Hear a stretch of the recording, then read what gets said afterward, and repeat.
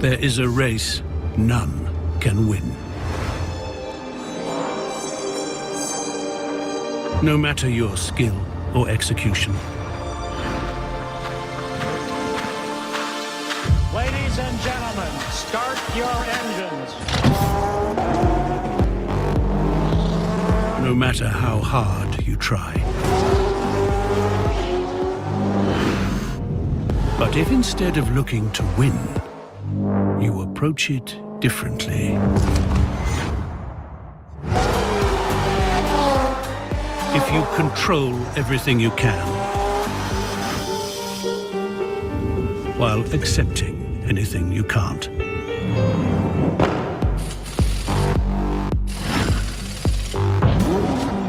If you disregard any and all opposition, focusing solely on your own way. If, whenever you need to, you don't hesitate to restart the clock. And leave to others the counting of its seconds. You may come to realize that, actually, it never was a race to begin with. And if it isn't a race, then you have nothing to lose and everything to gain. The Cosmograph Daytona.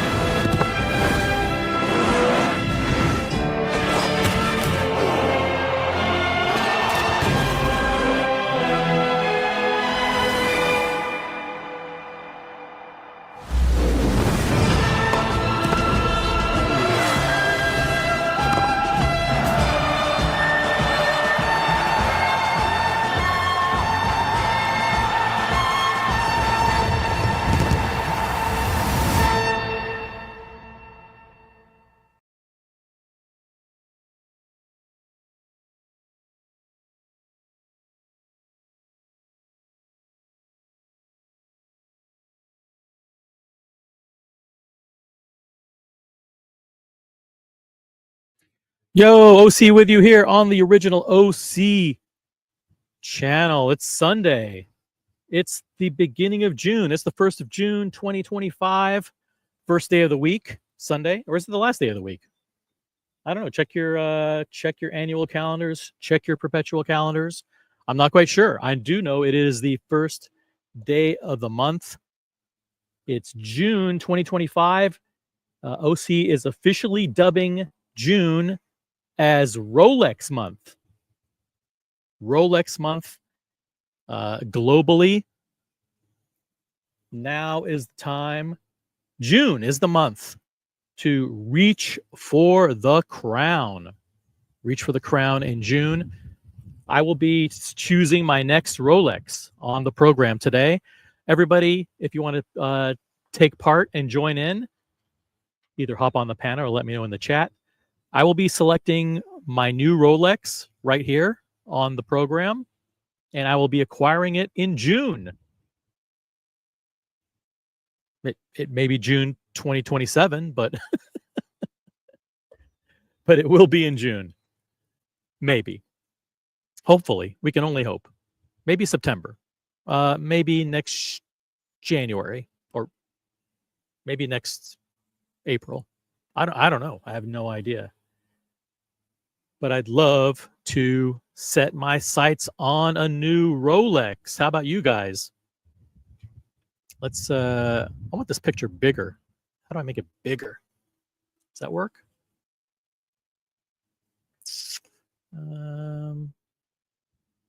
I want a big ass picture of this Rolex. There we go. Now we're talking. Hey, what's up, guys? 20 people in the chat. Upvote the live stream. Let's get to 10 likes. Let's see who's in the chat. We've got C3D.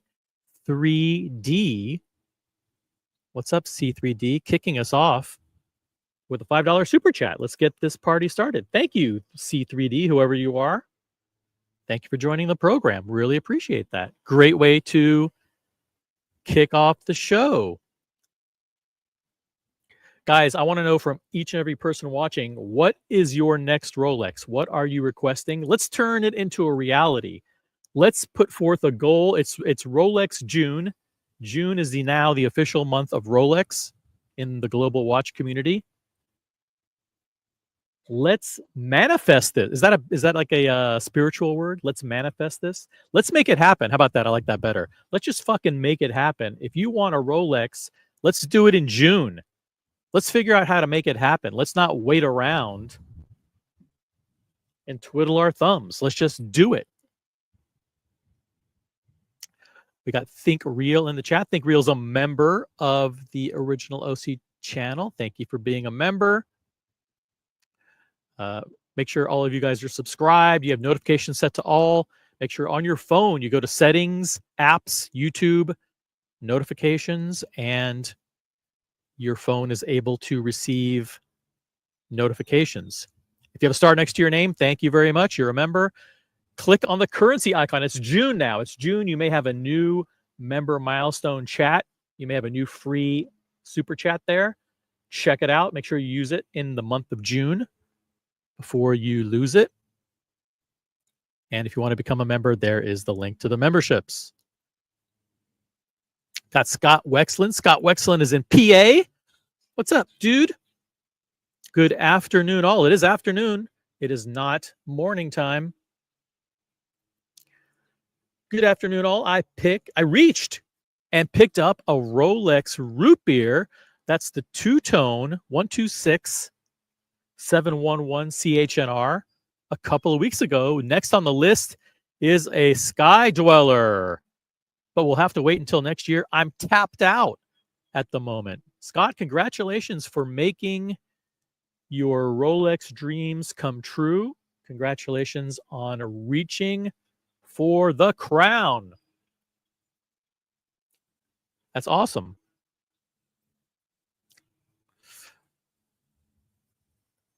By the way, quick wristwatch check. OC is rocking the GMT Master 2, Rolex GMT Master 2 with the blue and red bezel. 126710 BLRO, lovingly known as the Pepsi. The Pepsi. Check it out. Huge shout out, by the way, to Oliver Peoples, official sunglass provider of the original OC channel. It's a little bit windy today. Look at this. I look like I'm back in the 80s. Yeah, check out oliverpeoples.com for all the latest cool sunglass wear.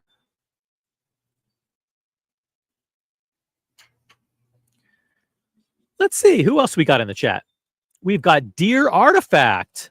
We will be joining you in reaching for the crown for the remainder of 2025 OC. That's a great thing to do. June is official Reach for the Crown month. It's the official month of Rolex. And now is the time. Guys, don't wait. If you want a Rolex, figure out which one you want and let's make it happen. Let's not fuck around here. Figure out what you need to do and let's get it done. Let's get her done. Get her done. Do it. Thank you for being a member, Dear Artifact. Really appreciate that. Got St. Peter in the chat. Registering my interest for a Rolex Oyster Perpetual 36 millimeter in beige. Fingers crossed. I'm telling you, beige OP could be one of the hottest watches of the year. Now, in the secondary market, the pistachio has the biggest premium. But let's pull up a nice picture here.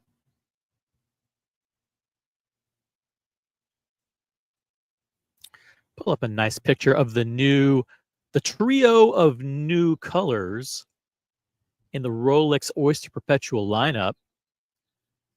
The three new colors, actually there are a bunch of new colors, but the three that are highlighted the most are the pistachio. It's not even called green, it's called pistachio. The beige and the lavender. And in addition to that, we also have the turquoise, which is a turquoise blue, which is a holdover. We have the candy pink. We have the new matte black and the new matte blue for 2025. If I were to pick an OP for 2025, well, first of all, which one would you guys pick? If you had to buy, if you had to, like if you could choose your favorite Oyster Perpetual for 2025, which one would it be? I'm going to go with the blue. I'm going with the blue.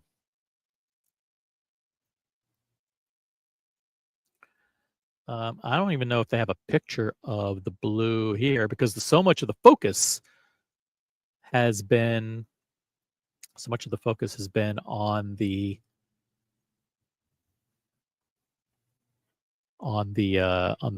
beige and some of the other colors. Let me take this off the screen temporarily here so you can see everything. Oh, actually make it a little smaller here.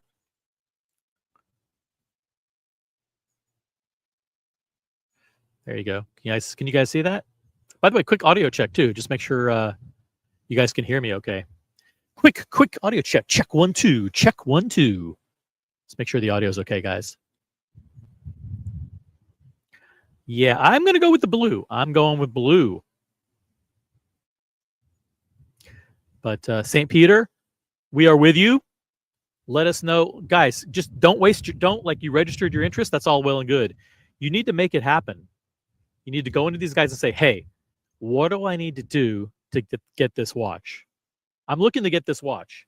I want to know from you, how are you going to make my dreams come true?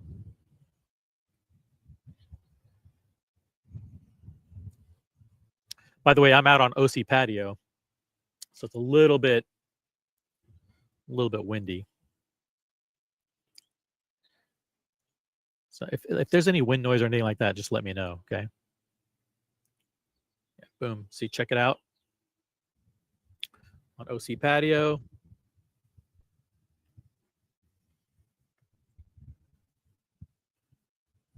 It's sunny, but man, it was like winter yesterday. Ridiculous. Crazy. I'm reaching for the crown. I actually was wearing an AP earlier today, but then, you know what? Thought I'd reach for the crown. Why not?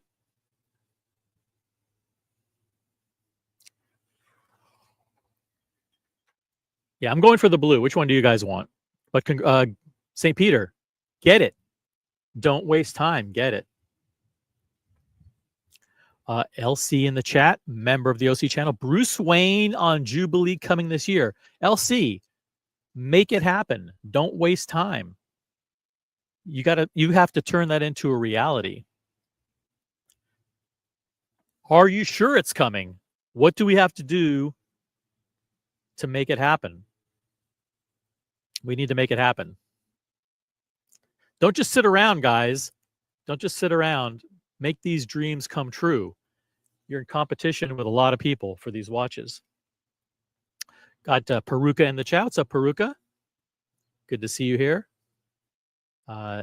Dear Artifact, super chat. Thank you very much for the super chat. Father Artifact has several new releases he is targeting, and I will be chasing, well, another one. The Rolex Oyster Perpetual 36mm in beige.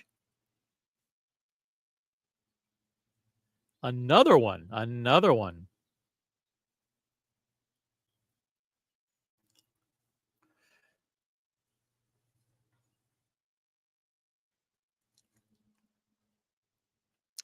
Dear Artifact, make it happen. Make it happen. I want to see Rolex unboxings every month for the rest of the year. I want a fresh guys, it's June. June 1st. Who's going to be the first person to unbox a Rolex in June 2025? I want to see someone unbox a Rolex in June. Then I want one in July, and then August, and then September, and then whatever month comes after that, all the way to the end of the year. I'm not sure. I'm not very good with the months of the year, but I want to see one every month for the next 9 months for the rest of this year. Make it happen, guys. Reach for the crown. If I sound like I don't want to sound like I'm badgering you, but I want to inspire isn't the right word because I'm not very inspirational. Maybe who's the guy who like kicks you in the ass and says, "Let's fucking do this. Don't sit around. Call. Bring them the blueberry scones. Buy them another watch. Do whatever it takes. Let's do whatever it takes. We want this community to get the watches." Dear Artifact, thank you very much for the super chat. Very, very generous of you. Appreciate that. Thank you for your very, very strong support of the program. Scott Wexland says, my Rolex authorized dealer offered me the full gold white dial Sky Dweller right then and there when I picked up the root beer. I tried it on. Wow. But $55,000 plus 6% Pennsylvania sales tax doxed. Oof. But it was hot. Let's go to the configurator. Guys, to the configurator. Sky Dweller. Full yellow gold with the white dial. We've got, that's Everose. What the hell was I thinking? Let's keep scrolling. Yellow gold. Boom.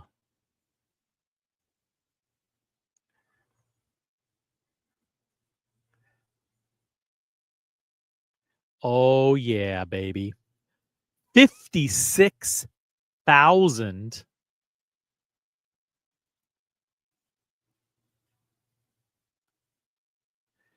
$56,200. $56,200. Yeah. I can understand why you didn't pull the trigger. But I can also say that if this is the watch of your dreams, do it. Don't waste time. It's the year of the crown. Great watch. Let me know what other watches, what Rolex is on your dream list. And I'll pull it up. I'll take a look at it. Got Doc Mick in Florida. What's up, Doc Mick?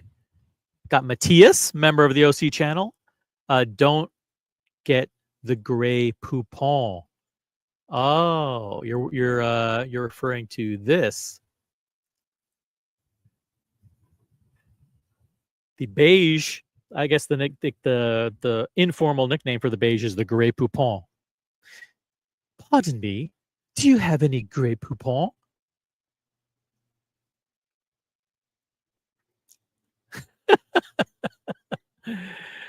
By the way, the link to join the panel is pinned at the top of the chat. Feel free to jump on. Anybody's welcome to jump on as long as you talk watches.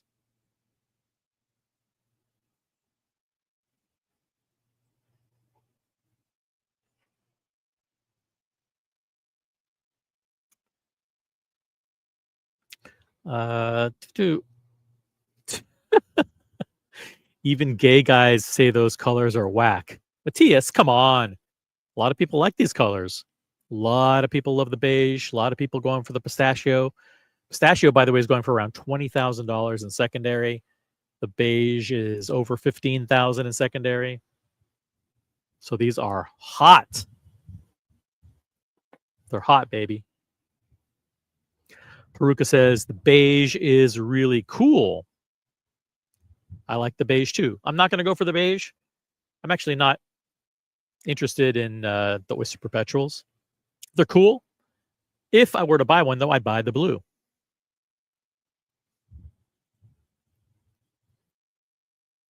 No, beige is sanctioned by... Beige is sanctioned, dear Artifact. Don't listen to him. Don't listen to Mathis. Don't listen to him. Regarding the beige specifically, says St. Peter, it's a brand color like green, so there's significance to it. How do you figure? Because they used to have beige boxes. They used to put Rolexes in beige boxes, so it's like a second Rolex color. I like that. I like that way of thinking. Whatever convinces you to buy the watch. Got BW in the chat, member of the OC channel. Thank you for being a member. Greetings, everyone. BW was on the show a couple of days ago and unboxed a beautiful new addition to his collection. Vacheron Constantin. Vacheron Constantin. Overseas blue dial. Congratulations to BW. If you missed it, go back. There's a couple of live streams ago. There's a thumbnail with a Vacheron on. Spoiler alert! Spoiler alert! A Vacheron on the thumbnail. That's BW's unboxing. Check it out. It's pretty good. Dear Artifact, I will be making it happen. OC, I will be getting this watch. Cool. Make it happen. That's the goal. Make it happen in June if you can. The faster, the better. Be one of the first people to own these watches. At the end of the show, I will reveal the one Rolex that I've requested.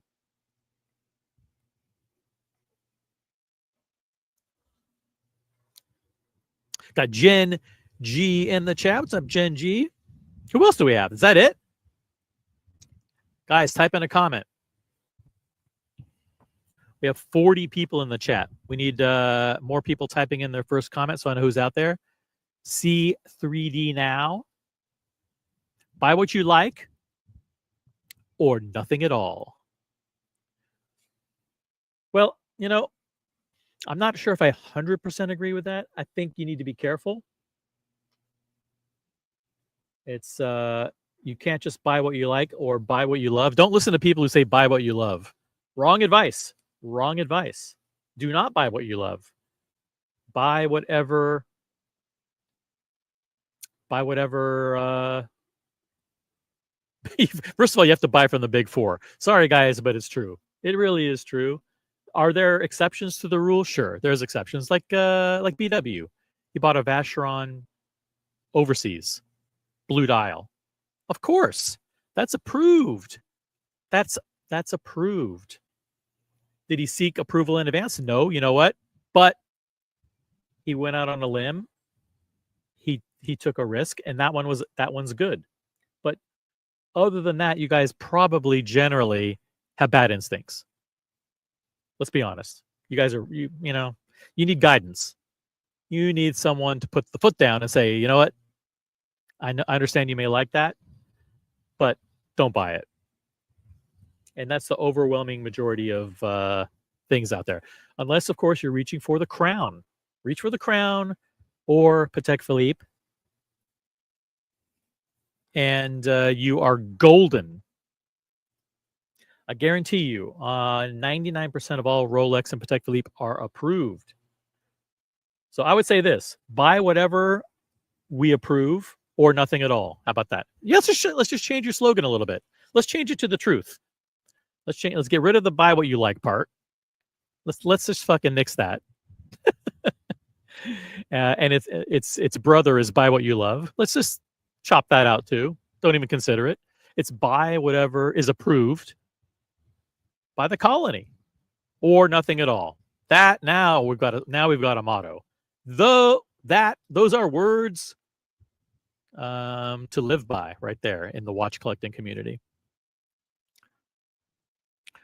The box sleeve cloth, the box sleeve cloth inside box. Yeah, you're talking about the outer box, the beige, what used to be the beige cardboard box,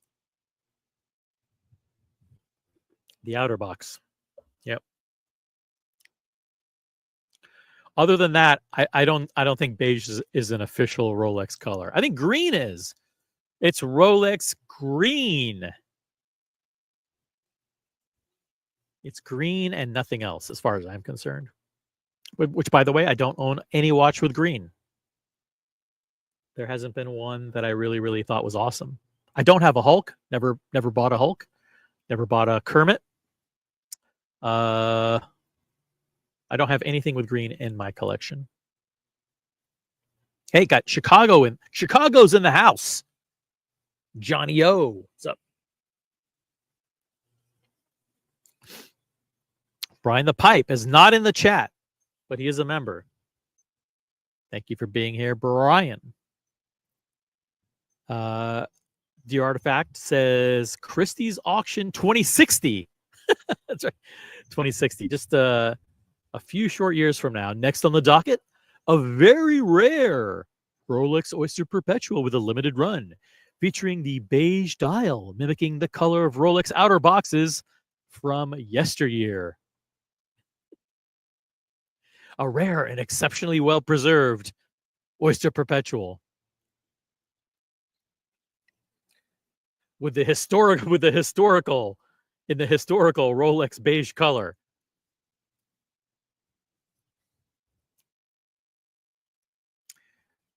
Yep. Now, what Rolex have I selected to be my next watch? That will be revealed at the end of the show. At the end of the show, I will tell you.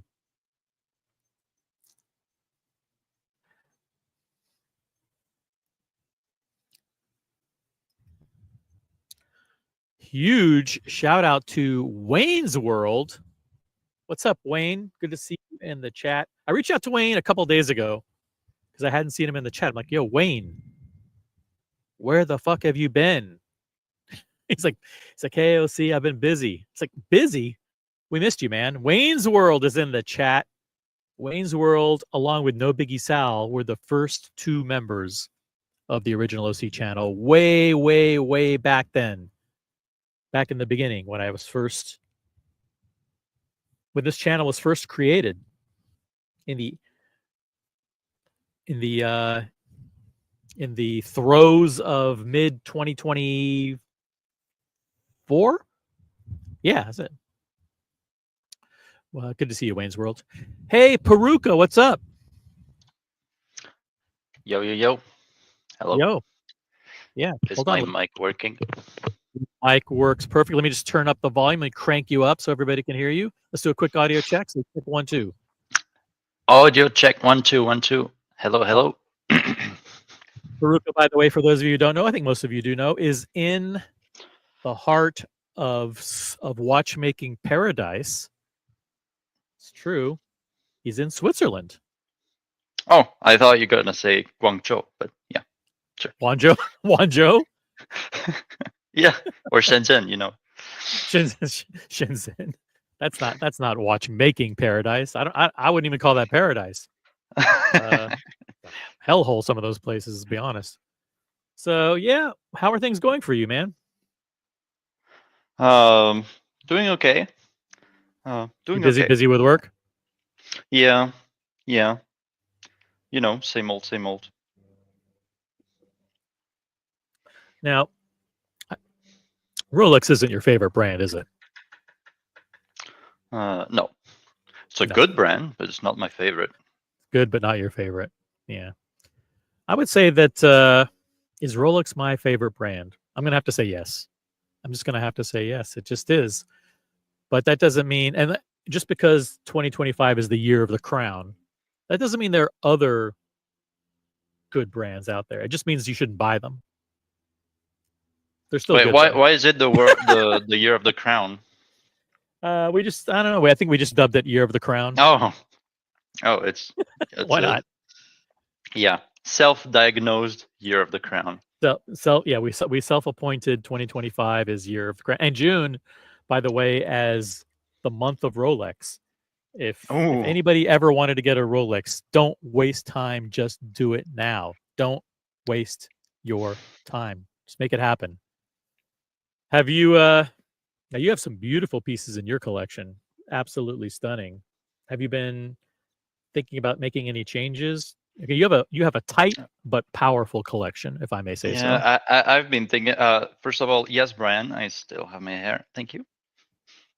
Yeah, I was thinking about selling watches for such a long time, but I still haven't managed to do it because I don't have the balls to do it. I don't know. It's really weird. I've never sold a watch, and I have this apprehension, this fear. I don't know how to describe it. I really is it a fear that once you get rid of it, I don't know. I don't want to regret it. I don't want. Yeah, it really sucks. But I was told once you've done it the first time, then you can, then it gets easy. I don't know, man. Well, let's analyze it a little bit. Which watch in particular do you feel would be first to let go? And is it because you're not wearing it, or is it that you don't like it anymore? It's a bit of it, a bit of everything, watches that I haven't been wearing, my appreciation, like my criteria have slightly changed. And yeah, they are worth a lot of money, and I rather have that money in another watch. Yeah, and the thing is, like, if it's a watch of relatively low value, I think it makes it harder to get rid of because you're like, you know what, this isn't that much money. Yeah. Of course, if it's like a $1,000 or $2,000, like who cares? But like 10, 15K and above. And it's just sitting there. That's something you have to think about. That's serious money. You could, 100%, really 100%. Yeah. Yep. Yeah, I have a bunch of sub 1K or 1.5K. Like these are not going anywhere. It's yeah, I know. You could melt them all for scrap metal and maybe get $500 for all of them. Exactly.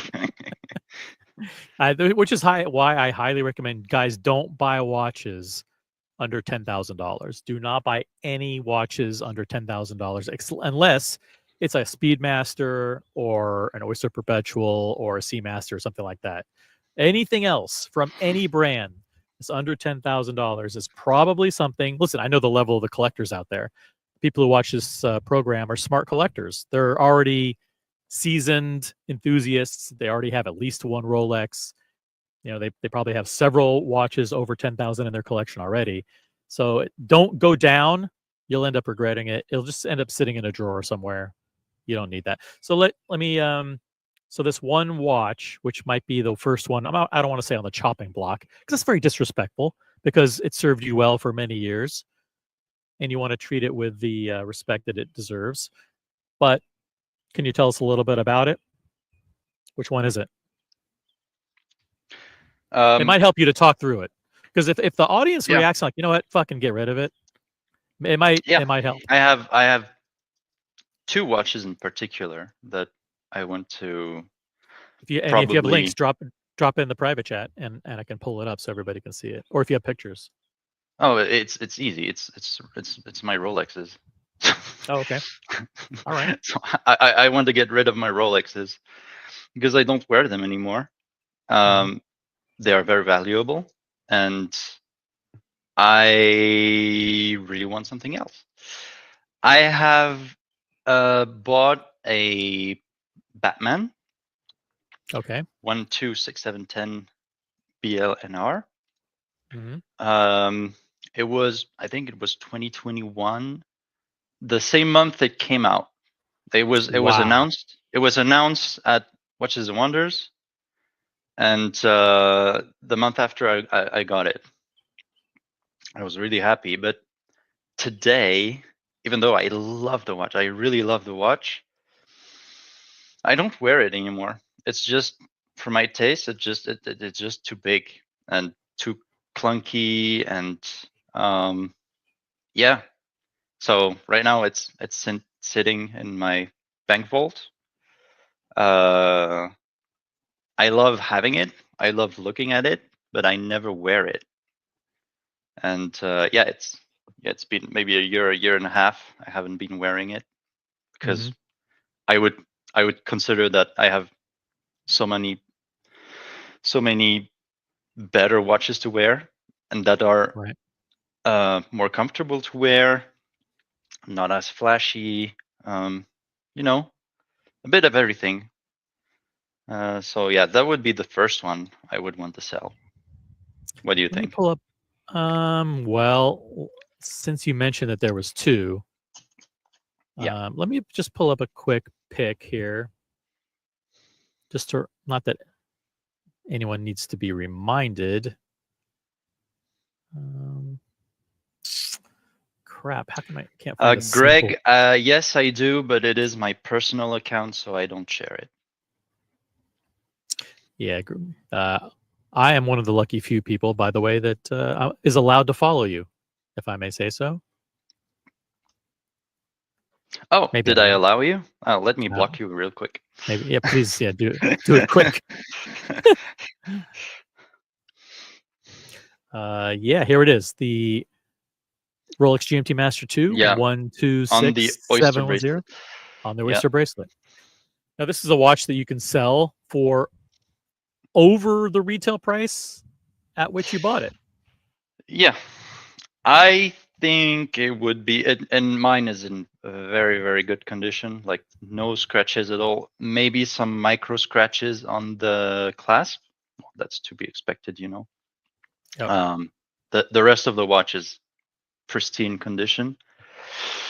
I would say I could get between 14 and 16 Swiss francs.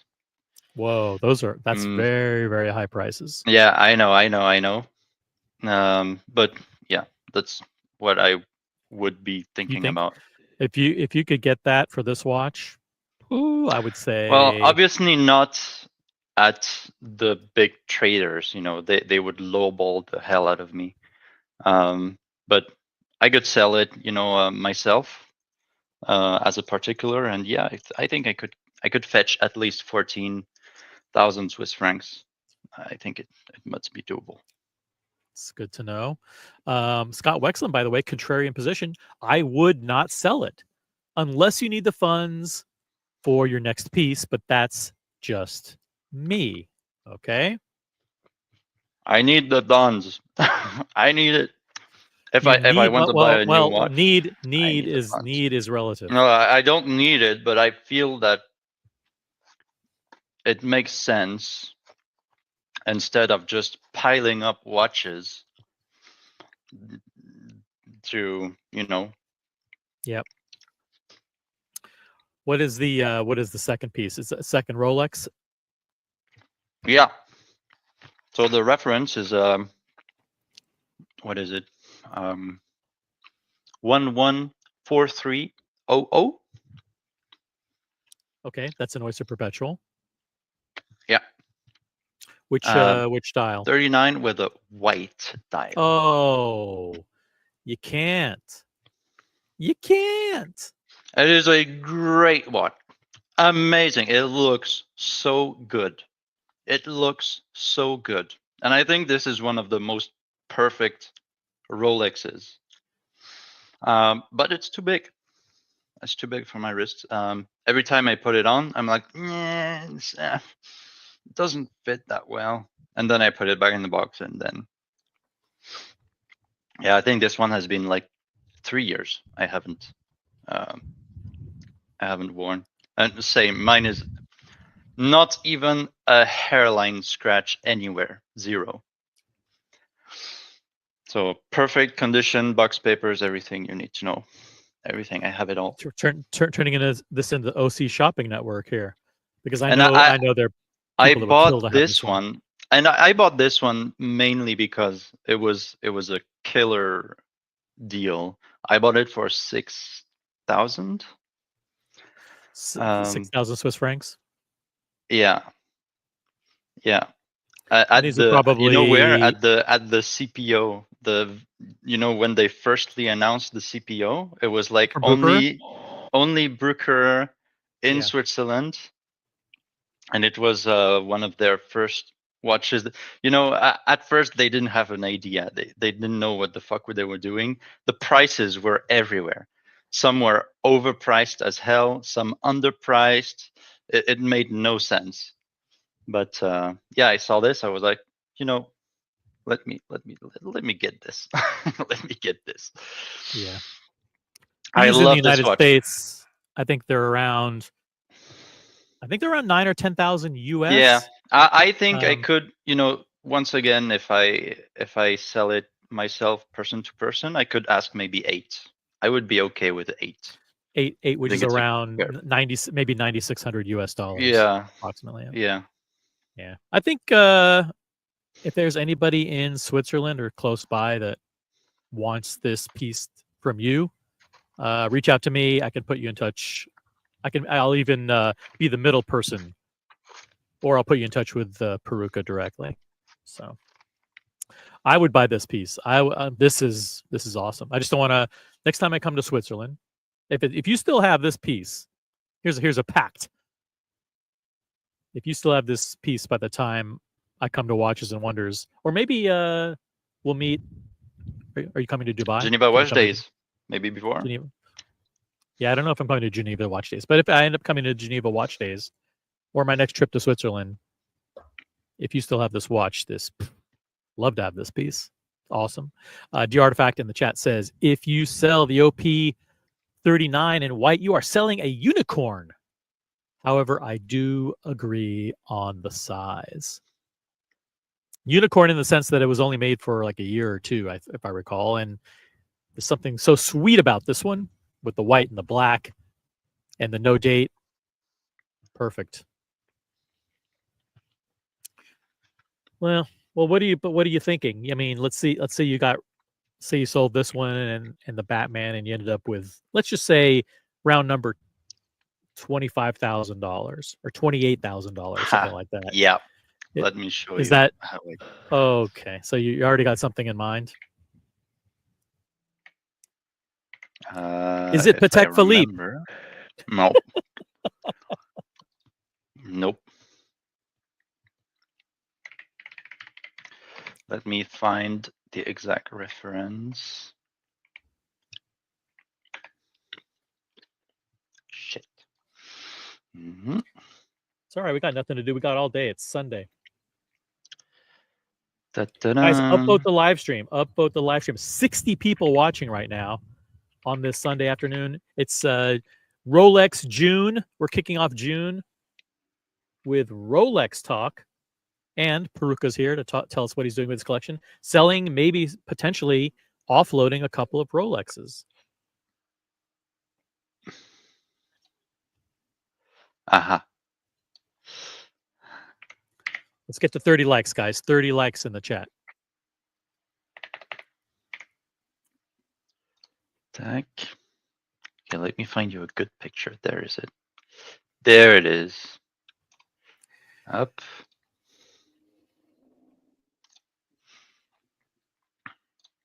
Okay, so ideally, and this one is really hard to find. Very hard to find. Okay. You're dropping but the for about that, yeah, give me 1 second. For about that price, you could get, where is it? Or you can present. No. No. I'll just let you guys discover.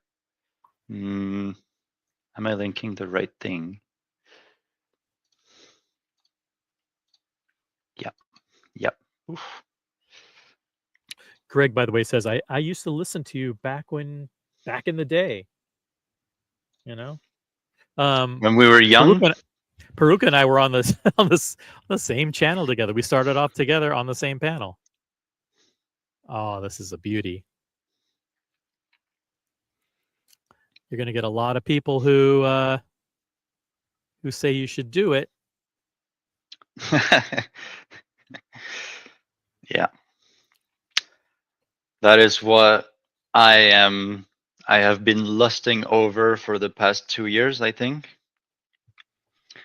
So this is a Old Vacheron Constantin 90s, early 2000s in platinum with a special guilloche dial. I think it looks absolutely beautiful. It has the automatic ultra thin perpetual calendar inside. I think this is flawless. Look at the case shape, the lugs, they look great, nice curves. The crown is not too small, too big, it's just perfect. Color blends perfectly. I love it. It's also got, what's interesting about it is has all 48 months of the 4-year cycle on the top subdial. So you have the entire kind of leap year period, all 4 years. Yeah, so exactly. On and so, one, so it only needs one hand for that top top subdial, where usually you would get two, because usually it's only 1 year, so one hand for the months, and underneath you get another smaller hand that shows the subdial, which would have 1, 2, 3, 4 for the leap years. What's fascinating about this is just the alignment of the subdials. Like you have, by the way, is that a 1 underneath the hand in the perpetual calendar subdial?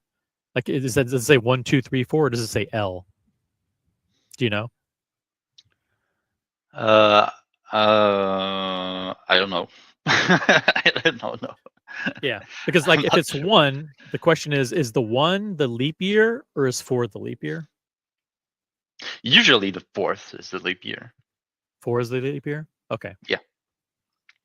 So you have a January, the top of the dial is a January of year 1. So I would argue that it has to be a 1, because this watch is not an L, it's a W. It's not an L. Oh, okay. Okay. It's a win. It's a winner. It's a win. So it's a winner. This is a winner watch. It is 38 millimeters, I think. And thickness, I think it's like 8 millimeters thick, or so. It's stupidly thin. So yeah. So you have a January, which is the first month of the perpetual calendar at the top. But then you have a Sunday that tops the left subdial, which, I mean, Sunday considered the 7th day or the first day? I'm not sure. So some people consider Sunday the first day of the week. Some people consider it the last. And then you have 31, which is the last day of the month, topping the right subdial. And then you have the famous 311 there, and it goes odd. Makes sense? And then on the bottom, that is the 1 to 29 is what? Is that the moon? It's the moon. It's like a moon phase counter. It's the moon phase. So in other words, moon phase, because the cycle of the moon is actually 29 days and a half. So, well. So is it like where the tip of the moon is corresponds to, like, hey, it's the 10th day of the month or something like that? So right now you could say it is between the 9th and 10th day of the cycle. Wow. Huh? You see that? But it doesn't correspond with the calendar day of the month. No. This is the moon phase. The date of the moon phase. Got it. So the cycle of the moon phase. So is the first day of the moon phase full moon, or is the first day something different? Well, you can see that on that scale. the 0th day is actually when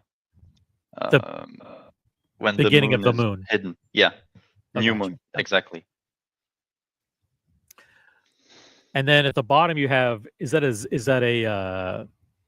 like a G Swiss G or a It's a Omega Swiss Sigma. Omega? Sigma. Okay. Sigma. And the Sigma signifies what? That there's no tritium or no radioactive material on the dial? I think, yeah, I don't remember the exact nomenclature, but you know, it's like the coding of the era. Sigma dial. Yeah. All right. So the question is, Peruka, what other complicated dress pieces do you have in your collection? Complicated. Do you have the only real complicated watch that I have? Well, I have an Omega chronograph, but who cares about that? I have a triple date. Well, I can send you a link to that one. Yeah, send me a picture. That one is also quite particular. Because I think the question, to give you the best advice, the chat will want to know, do you have any pieces that kind of overlap this one, which will compete with it for wrist time at certain events or activities? You really need to know that this is it's gonna be worn on the wrist. But and if it is, will it supplant something else that becomes made irrelevant in the collection? And are you prepared to deal with the consequences and the unforeseen repercussions? It's fine. For me, I don't have like a competition between my watches. The only thing that hinders me from wearing a watch if it does not fit anymore, like the Rolexes. Now I think they are just too big, and it doesn't feel right on my wrist. So it is really a feel. I told you, I love the watch. I love having it. I love owning it. I love looking at it, but I don't like wearing it. So that's I love my Royal Oak, but sometimes I feel like it's a little bit too big. Linky.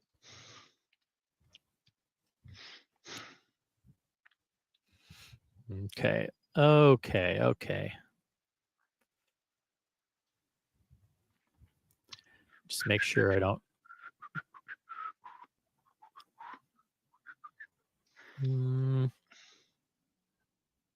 Oops, what am I doing? There you go. So you have this one. It is a annual calendar. Triple day. Yeah. Oh no, it's triple calendar. Yeah, exactly. So let's say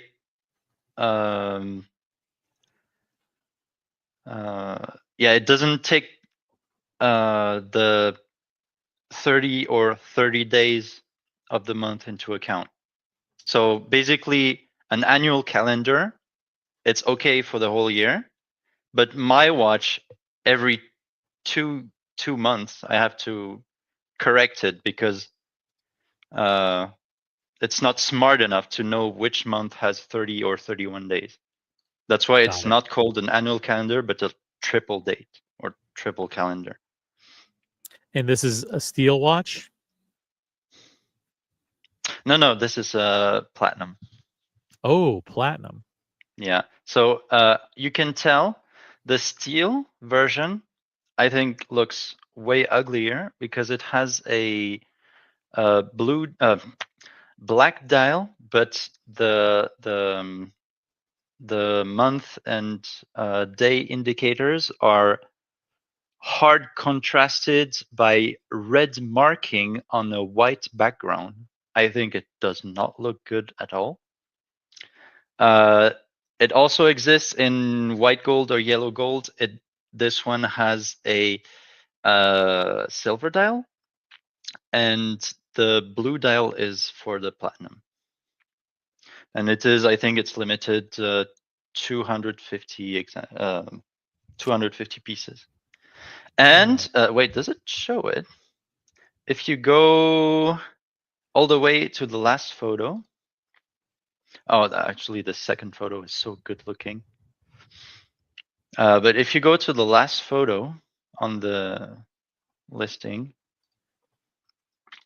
it has a Hunter caseback, which is really nice. With a giant ass hinge that looks like like a hinge on a door. Yeah. Yeah. And it does not. So it really adds like 0.5 millimeter of height. It's really huge, but actually it's very wearable. I thought it would, looking at it like that, you're like, oh, this does not look comfortable, but actually it's really nice. It's really good. It gives your watch a nice presence on the wrist. And you love this watch. Yeah. See how it protrudes underneath? Yeah. Yeah. Yeah. I mean, it's so.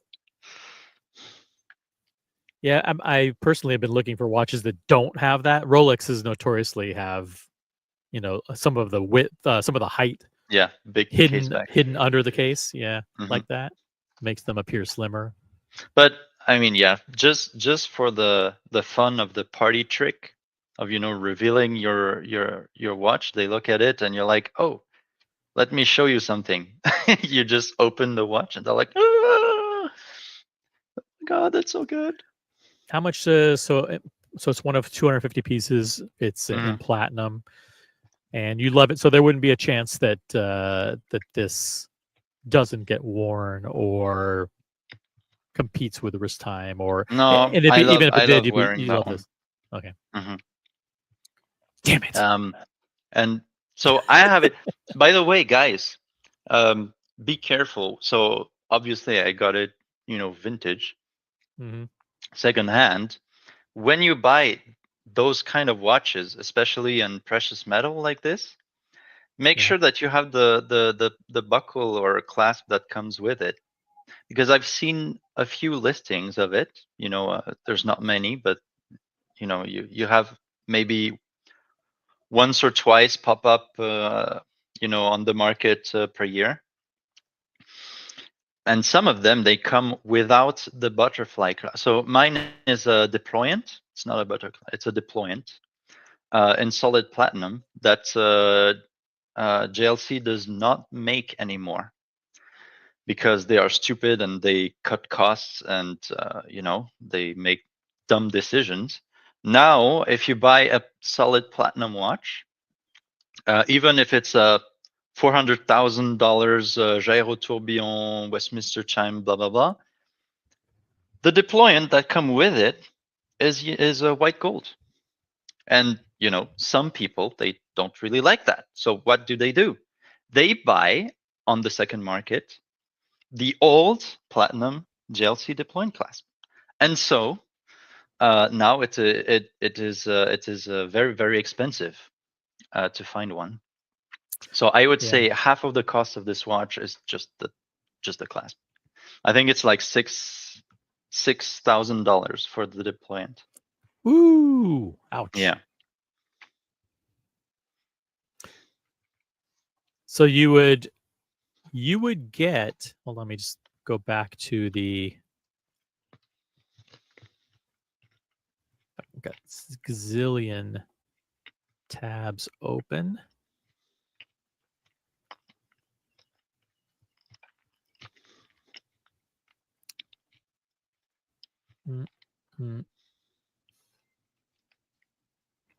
I would say this watch, if you find the right person, you could probably get 10 to 12 for it, which in my mind is a crazy bargain given the piece. It's really good. But on the other hand, I've seen some perpetual calendars in gold, in yellow gold, that go for 10, and my mind, I don't know, my mind implodes every time I see this. JLC, so same case, huh? So imagine this watch we were seeing just before, but with a perpetual calendar in yellow gold. Amazing watch, good looking. 10K, and then it's yours. It blows my mind. Such a good value, in my opinion. Yep. And the movement Now, inside, it's crazy good movement. And this one's also platinum, so you'd have 2 platinum. Yeah. I call them dress pieces, but 2 platinum complicated pieces. And you do or do not own any Vacheron today? Yes, I do. I have 2. So I have modern traditionnel. So the reference is 8021. No, wait. What's the reference?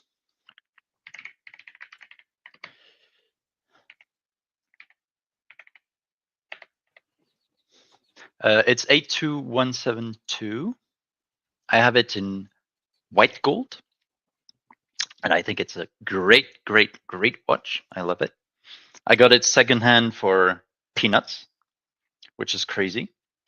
I had it, new in the box of the same year, and I got it half price of what the retail would have been, which is amazing. So yeah, I got that. Let me pull up a picture. It has one of the. Is it the sub-dial at the bottom? It has a sub-second. Yeah. At the 6, yeah. Yeah. It's a manual wind, and it has one of the most beautiful movements. Most amazing movement. I love it. I love it.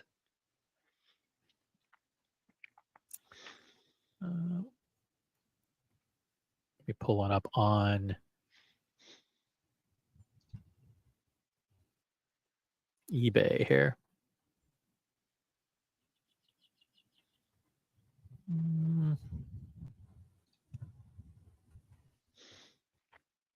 Yes, it is the 4400 movement. Yeah, got this. Beautiful watch. I love it. Beautiful. Beautiful, simple, timeless. Yeah, it looks sharp. It has that, a bit conservative design that I really like. Yeah, it's amazing. I like it. The shape of the case is really, Yep. really interesting. The lugs, they fit really well. What size is this? 38. 38. White gold, simple white dress watch. I love the fact that it doesn't have any text on it at all. There's no 0, 5, 10, 15 anywhere. And on the subdial, it doesn't have silly text all over it or anything. It's just kind of like a sector style sub-seconds. Nice. So Ant G is flexing. He has the traditional with guilloche dial. Which one is it? Is it the rose gold with the engine turn dial, or is it there is one in, I think it was platinum, or in a white metal made for Japan that has an amazing guilloche dial. Let me find it. Japan. Yeah, let us know, Aunt G, which one in the chat. By the way, hello to Aunt G. Hello to Whole Milk. Collector Invest is also in the chat. Who else? Want to say hi to everybody. Jen G. If I missed you, type in a comment in the chat. Rose Boutique version.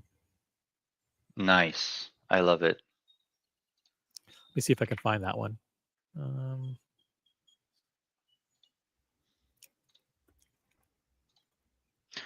Boutique version. Is it the manual 38, or is it automatic 40? There is a multiple choices. They have it in manual, automatic. bigger, smaller size. It's pretty nice. Same as mine. Good. Let me know if it's this one. So imagine that one, but with a guilloche dial. Oh, guilloche dial. Guilloche.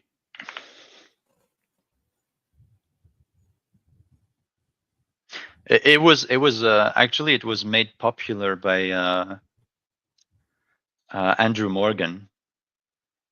He made a video about this watch, and yeah, it's a stunner. But they go for a lot of money, if I recall correctly. What is the guilloche pattern, by the way? It's concentric. Oh, I have an image right there. Here, I think I have one too. Hold on. Oh, I have it. Yeah. Wow.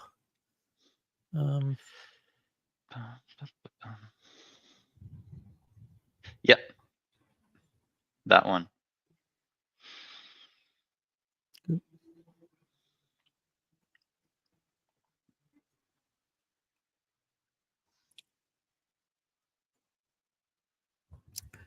Very cool. Yeah, I don't know if you guys can see that at home. Look closely.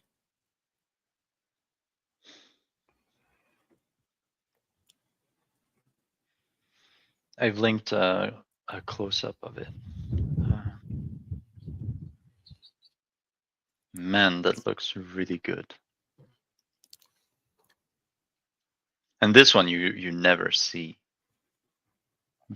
Quite difficult to find it.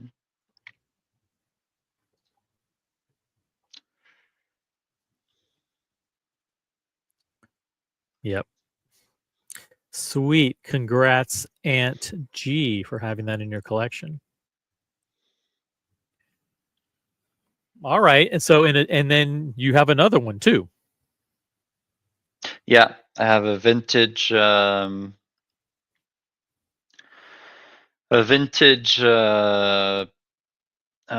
piece from the 1940s.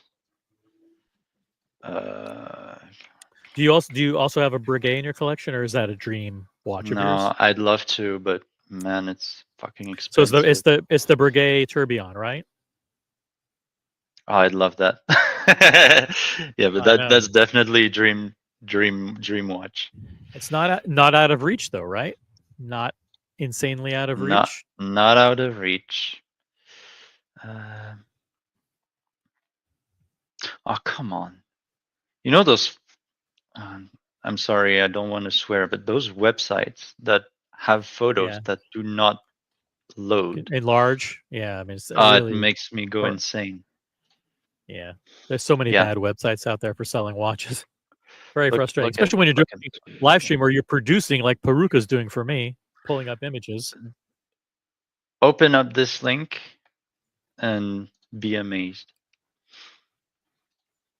So I have, it's not this exact piece, but it's the same watch. No, it's not that exact watch, but it's the same model, and I got it in even better condition.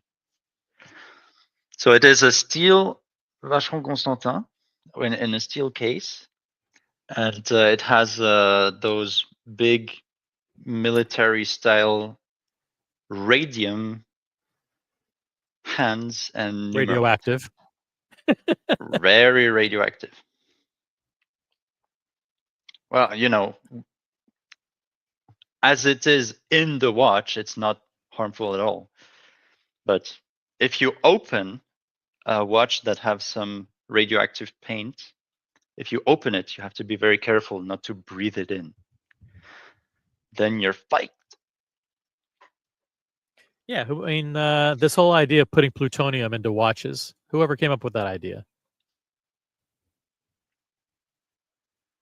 Silly. Plutonium, rhodium, whatever. Uranium.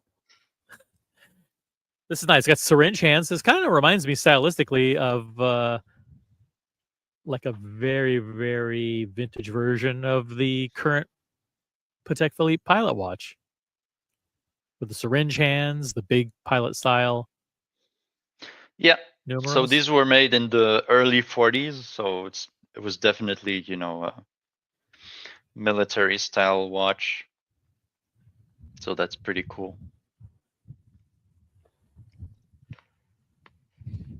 Wow. Okay, very cool. So this would be, if we go back to the target of your acquisition target, this would be your third Vacheron, which would make it easily your favorite overwhelming brand in your collection, as Kevin O'Leary, Mr. Wonderful, would say. Your favorite. Yep. The collection. Collection. What a fucking dick that guy is. I mean, didn't you see? They made a video on the Watchbox just made a video with him. Oh man. Collector Conversation. We reviewed it privately and we're like, hey, do we want to even promote this? And it's like, no. It's like he doesn't even care about watch. I mean, he likes watches, but everything is about, it's the same story every time with every watch. You know, I was looking for a new watch for Shark Tank. And so I went to them and I said, can you make this watch for me? But add a splash of red on it and maybe put it on a red strap. It's like, but it needs to be special. It's like, get the fuck out of here. Like, same story over and over again. So, yeah, I mean, this is nice. No doubt about it. Well, I think when I see this watch, it reminds me of a Blanc Pawn, where they do very similar perpetual calendars with the four registers. I have been looking at those too. Yeah. Don't you worry. If you like, I have my eyes open. If you like this watch, these are fairly smaller. They are 34. I could totally pull it off, but they're way smaller. If you like these style of watches, one of the worst websites to go to is Watch Brothers London. Man, I even worse. I'm in the WhatsApp group. It feels, every time I open this group, I feel dirty. I feel like, oh man. Yeah. They have some very rare stuff. Very sought after stuff. This is Watch Brothers London. You'll see a lot of stuff that looks very similar. A lot of Breguet, Blanc Pawn, and Vacheron. Totally my style. Totally my style. They have some old APs, you know, when they used to make great dress watches. They redesigned their site. Actually, met the Ben during the auction. It's great. He's young, super young, really young guy. Yeah. Yep. Yeah. Here you see Breguets. Here you see, even that Ebel looks good. I mean, even Ebel looks good. Yeah. Fuck. QP Chrono. Yeah. Look at that Audemars Piguet right there in the middle. Isn't that such a great? Why don't they do a remaster 03 of this? Please, AP, listen to me. Yeah, then they'll have a dress watch that people actually want to buy. 03, this exact watch, please. Then is that a Vacheron on the left with the? Yeah, so it's basically the one I want. No, the case is a bit different, but basically the one I want with a skeleton dial. But these go for crazy. It's like 80K or something stupid like this. I could never. It's old, so. I mean, I could, but it would be stupid of me to buy AP. This. Oh, it's AP. Yeah, that's why the case is a bit different. But they share the same movement. Here's a whole bunch of Breguets. And usually when you look at them, they are like fully engraved. Every detail is there. You know, no cutting corners, no marketing bullshit. just pure watchmaking. Look at that breguet on the left. Like, you never see those. Look, it looks so good. good. One. Yeah. It has a oh man, it's a calendar watch.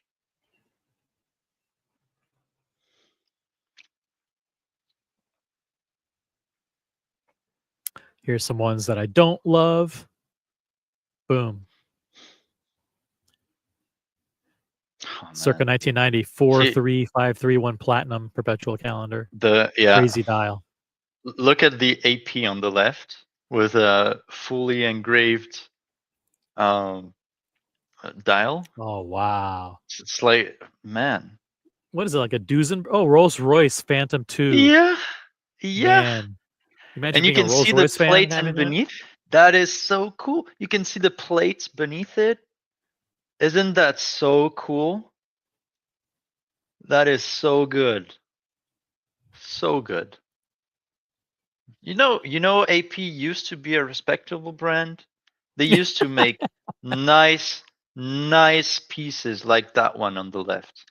They used to. They don't, unless you spend 5 million.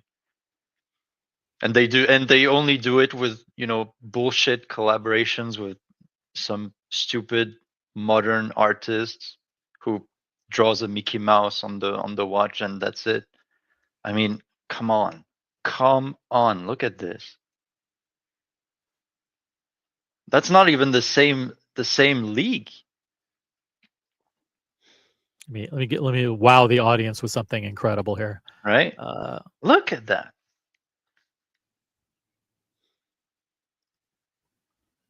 Boom. Got palm Look trees. at the artist. You know how small that is? Look at the chains on the fence.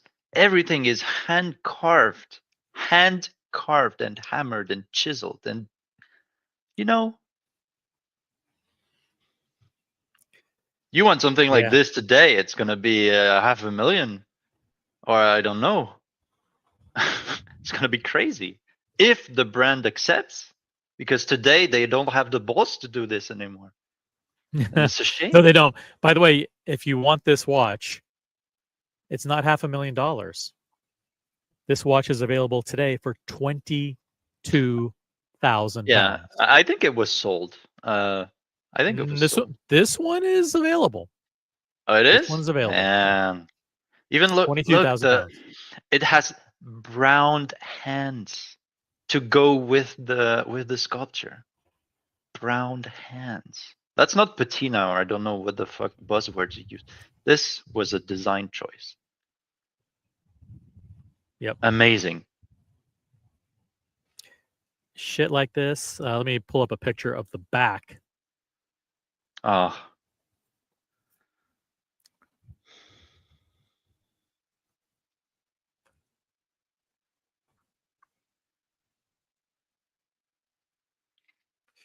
Number 7. Probably was the race number of the car. Yeah, or like I don't think. Or maybe it was number 7 out of 10. Yeah, probably. I think it was a piece unique. Oh, maybe not. I don't know. But regardless, I mean, you see the effort, you see the style, the elegance. You don't get that today with a Royal Oak. I mean, seriously. You don't get that today with a code. The code, it's like a watch that has been generated by AI, and they just made it.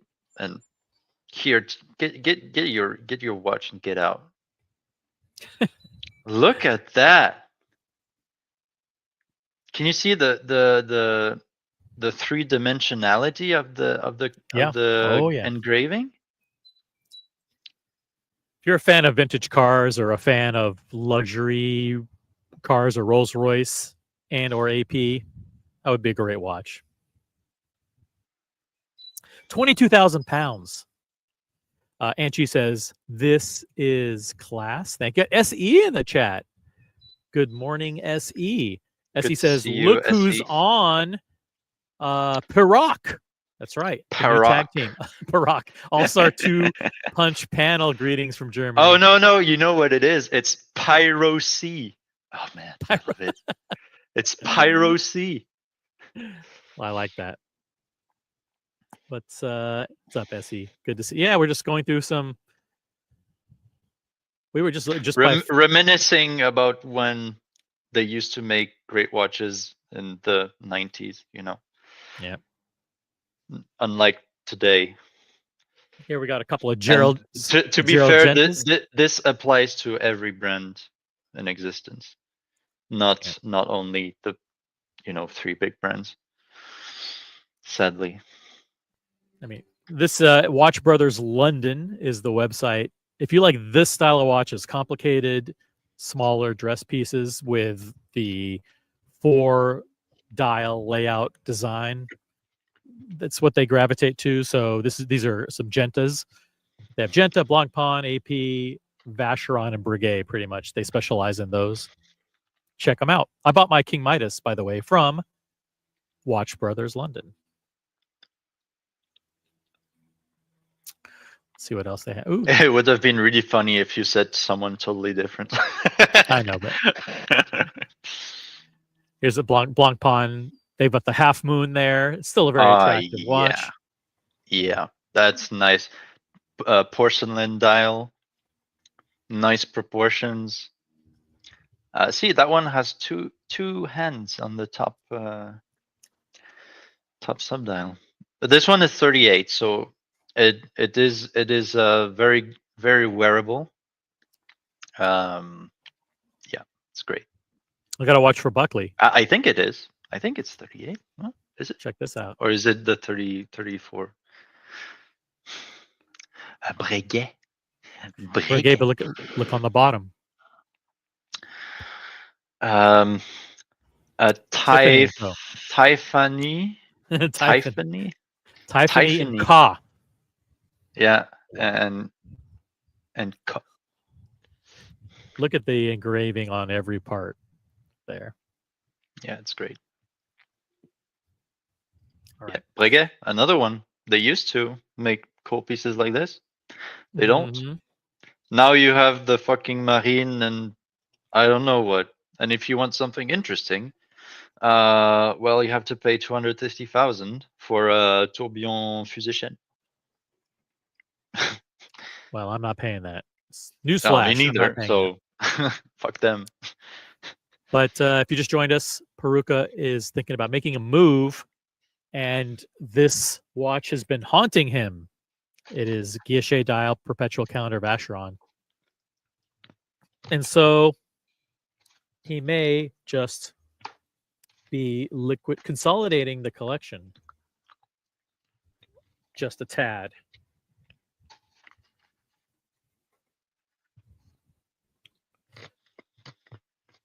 Let us know what you think in the chat.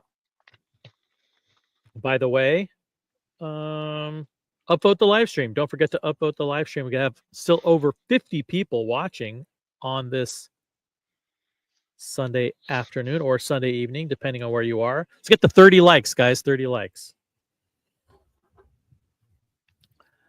All right.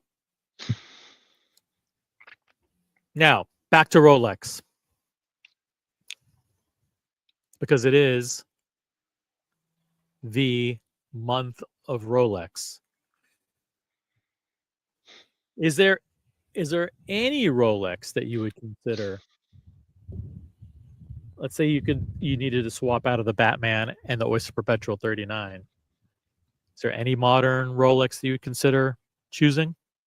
Or is it just like it's just the brand itself is like, you know what? It's too mass produced. It's not collectible enough. It's not. Yeah, there is. Let me show you. I was thinking about buying this one, but something else came up. So Rolex.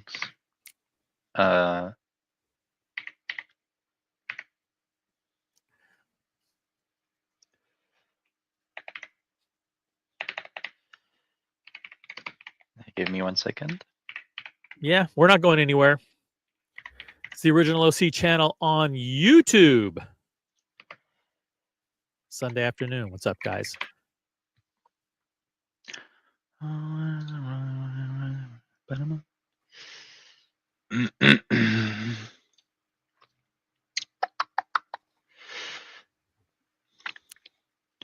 Dude, why can't I find it?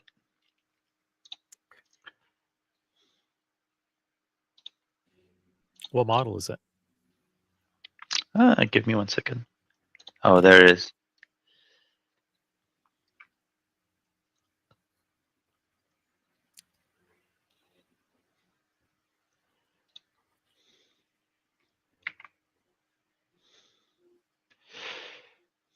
Dude, Bob's Watches? Does that site even exist?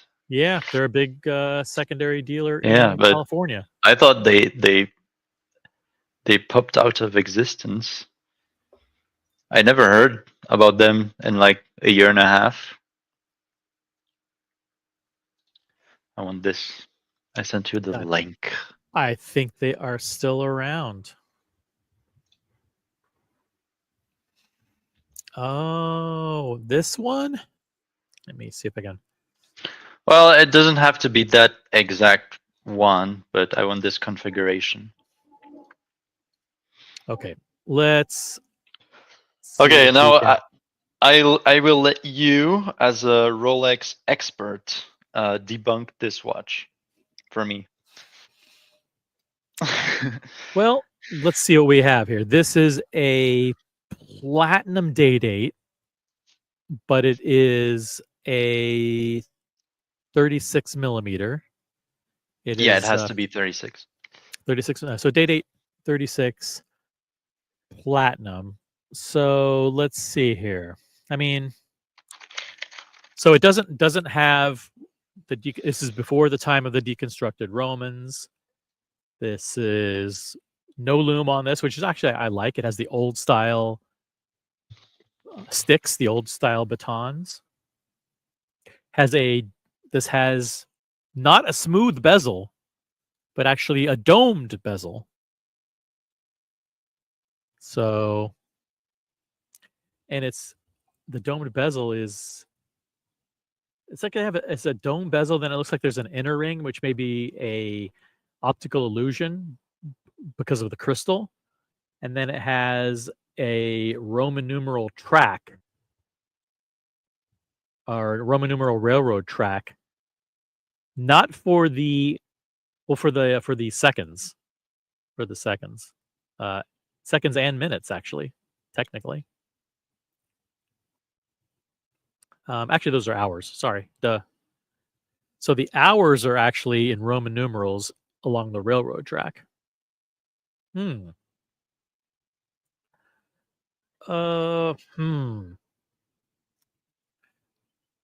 So you like this because the kind of the uniqueness of the domed bezel with the platinum? I mean, I just like it more aesthetically like this. I think it's just better looking than all the other configurations. I really want the stick indices. I don't like Roman indices. I don't want the little diamonds. I want just, plain sober stick indices. It can have loom or maybe not loom. I don't really care. This one, it has the tiny plots. It doesn't bother me. But I really wanted to have a silver dial. Silver dial. And you definitely want platinum. Yeah. Because if you buy they are not that expensive, and if you put a lot of money in that type of watch, might as well get the platinum, even though platinum is so much cheaper than gold. I just prefer it that way, I would say. You're not a fan of the modern Date 36 with the fluted bezel? Yeah, I like it actually, but it's too expensive. Maybe we could go shopping for one. Sure. But let's go to the modern collection first and see. Well, the thing is, in platinum, well, actually, let's do this. Woo, very expensive. This is the Date 836. It's available with the fluted dial, and here are your color choices. You've got blue ombre. You have the ice blue, which is the signature platinum color. You have silver with sticks. Yeah. Yeah, that looks very good to me. What about I white? like that. What about white with sticks, by the way? Nah, not white. No. And it has the Roman. No. What about... Okay, you don't want pink. Ooh, this is blue with diamonds. But they're diamond baguettes. Don't answer. Then you have ice blue with baguettes. No, I don't want ice blue. You don't want a ice bit blue. too much. Maybe Okay. meteor. Does meteorite still exist? Oh, you know what? In 36, they don't have meteorite, I don't believe. Oh, that sucks. They have turquoise. This one, yeah, the turquoise stone dial. Oh, too Yeah, but bad that's for diamonds. the stupid. Yeah, stupid. the stupid diamond. 6.9. The gay 69. I hate that. Yeah. Imagine just that turquoise stone dial with nice baton stick indices. Yeah, that would be nice. Great. Even I would say even with diamonds would be okay, with baguette diamonds. Yep, but they turned it into a woman's watch. Yeah, that sucks. Then they have mother of pearl. Yeah. And they have a different mother of pearl. I do like mother of pearl. Yeah, mother of pearl. They made this a little bit more masculine with just the batons, but it's still mother of pearl. So at the end of the day, bro, it's just mother of pearl. But here we go. Look, I wish they did silver with diamonds, but this is your watch right here. Yeah, I like that. That's very nice. It can have. I think I would prefer oyster bracelet, but I'm not sure. They used to do that. They still do that. They don't do that. It's only president bracelet. Oh, they still do oyster bracelet. They just don't advertise it.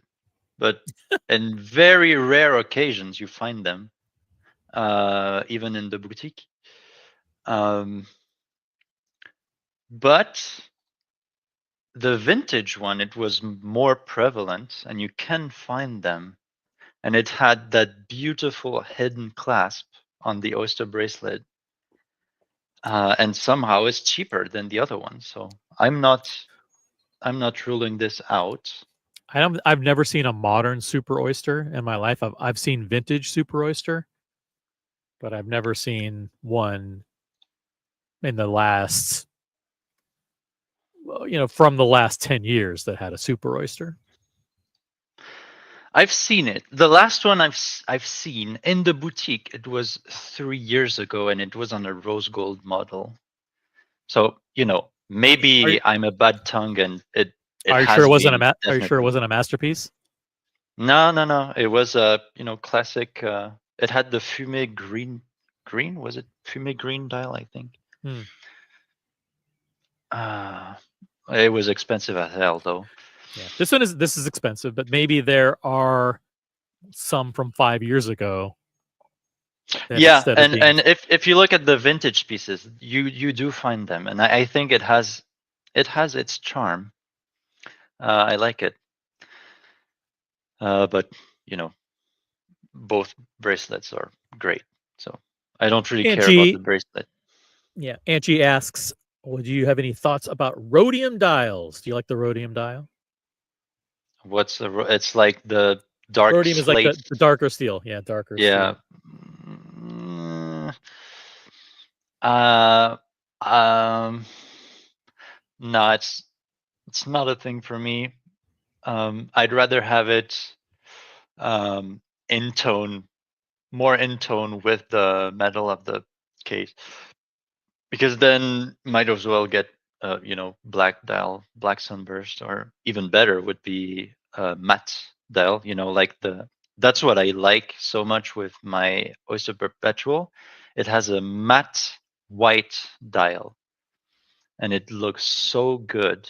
The fact that it's not lacquer, it's not sunburst, it is matte, like micro sandblasted, and it looks so good under different lights. That's what I like so much about it. Of the 2025 novelties, is there anything that you thought was particularly egregious or strange or just completely odd that Rolex did? I mean, did you look like the second you saw it, you're like, oh, what? Why did they do that? So I knew the Oyster Quartz style of watch was coming back. I knew this a while ago. But tell us how you knew. You have a mole. You have a mole in the factory. Yeah. I knew it from someone. But I was expecting better. But I was a bit underwhelmed. I think it has two. So the Land Dweller has two problems. First of all, it has such a stupid name, Land Dweller. It does not sound nice. And I love the case. I love the bracelet, but the dial is really not good enough, in my opinion. And I think they really wanted to do something a bit different, that it has its own little flair to it, but they missed really hard, in my opinion, for the dial. Everything else, the integration of the bracelet, the flat link Jubilee, it looks really good, really good. And in my opinion, if we give them a little time, maybe they can do a little comeback, like the Code, where okay, they really did something stupid to begin with, but they can build something okay out of it. They just really need to rethink the dial, in my opinion. They sure do. They made it way too busy. Yeah. I really don't know what to say. It's not one thing in particular. It's like the whole thing. It does not look great. And I personally hate the flat tip hands. I hate that. The one in rose gold has so much better hands. They should use those for all of them. But whatever. See the one in rose gold, if you change the stupid honeycomb pattern underneath and make it a little more tidy, I think it would look great, because everything else is super nice. I love the integration of the square diamonds.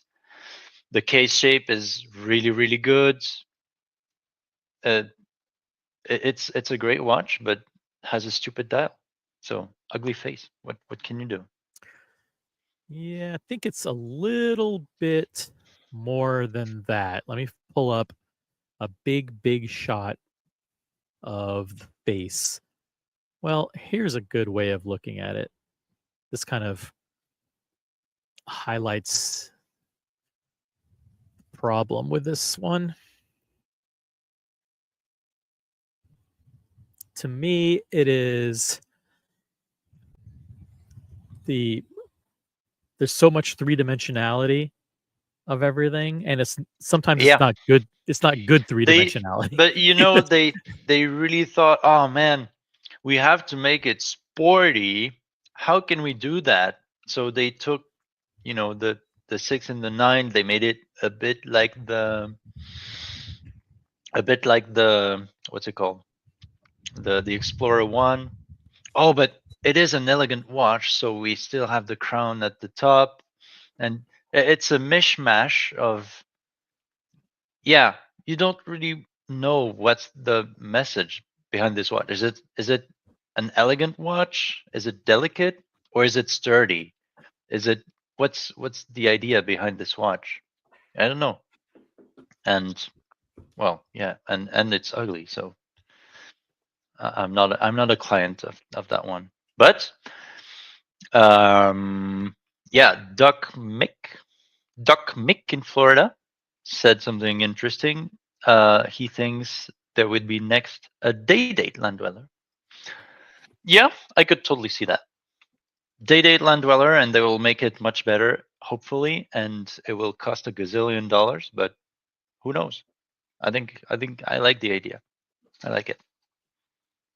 Yeah, this is already the price of a day-date.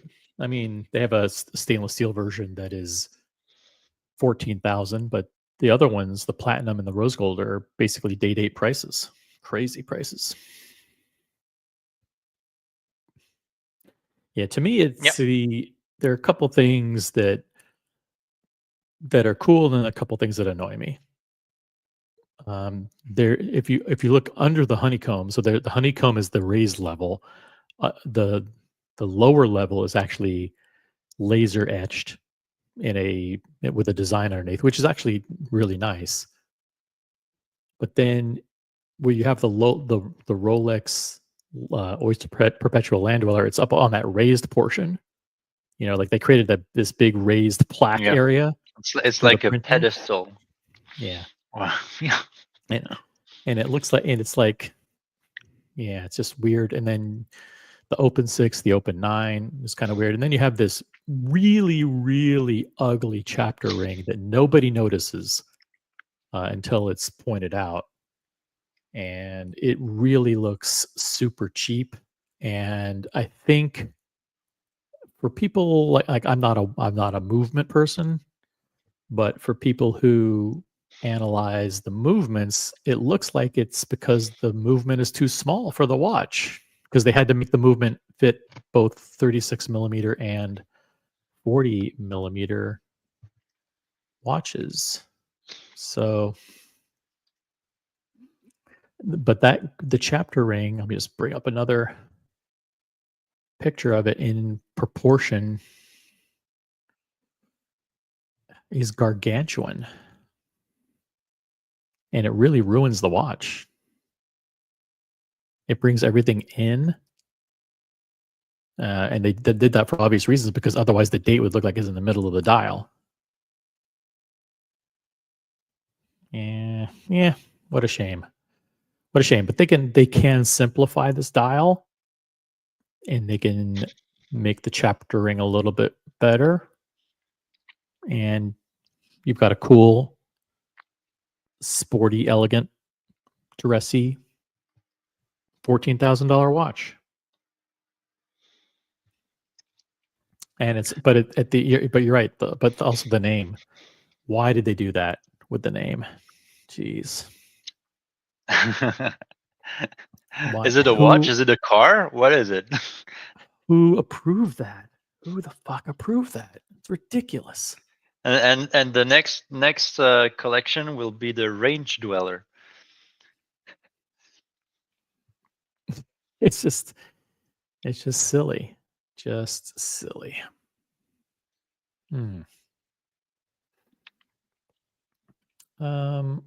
Okay, let's go back to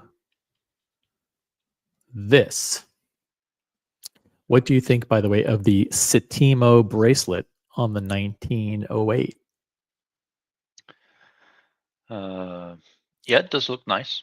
I think it's a tiny bit of a shame. I'm really nitpicking that there is this big gap between the case and the bracelet, but I don't really mind it that much, and I think it looks great, and it looks comfortable. It's not a big. I like it. It's not the big gap. I mean, I think they did it's a narrow gap. Well, they could have done it much better, in my opinion. But you know, on the other hand, it does replicate what a leather strap would do. So I kind of see the idea behind that decision. And when I think of it like this, I'm like, oh, yeah, okay. Yeah. It's like, yeah. You see what I mean? Yeah. It's I think they did a subtle curve on the spring bar and on the bracelet. Yeah. So it's not it like basically it looks doesn't. exactly like the curve of a of a premium leather band. I think the clasp looks so perfectly integrated. It looks very comfortable. Yeah, it looks great.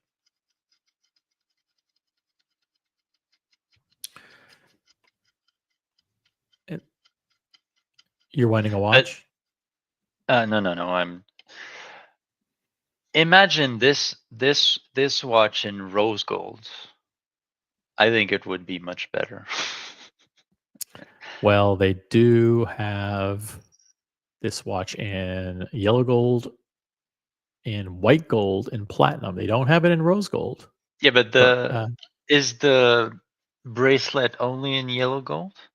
The bracelet is only in yellow gold. Yeah, see? So that's my point. But they don't make but yeah, but they don't have the watch in rose gold. Well, they should do it. They should make it. Like, come on. That is a good point. They don't have a 1908 in rose gold. The only people in the community that I know that have a 1908 is Father Artifact. Father Artifact is it? Let's see, 1908. It's a great watch. I just think it's too expensive. Sadly.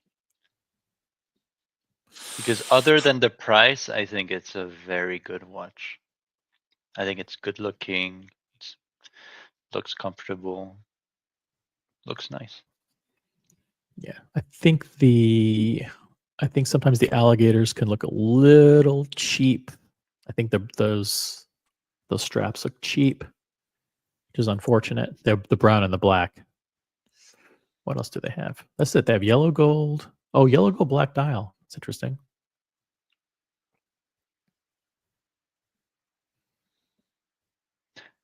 Yeah. Imagine rose gold black dial. That would look killer. Or rose gold cream dial. I don't know. Something better than yellow. Yellow is too cleaving in today's society. I think they should offer at least an alternative metal.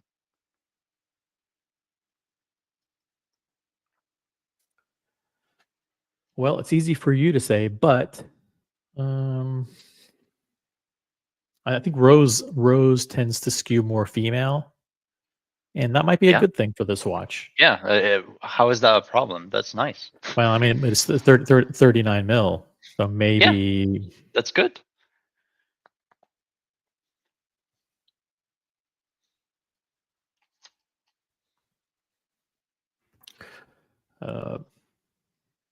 I will reveal what one Rolex is on my list at the end of the show, the complete end of the show.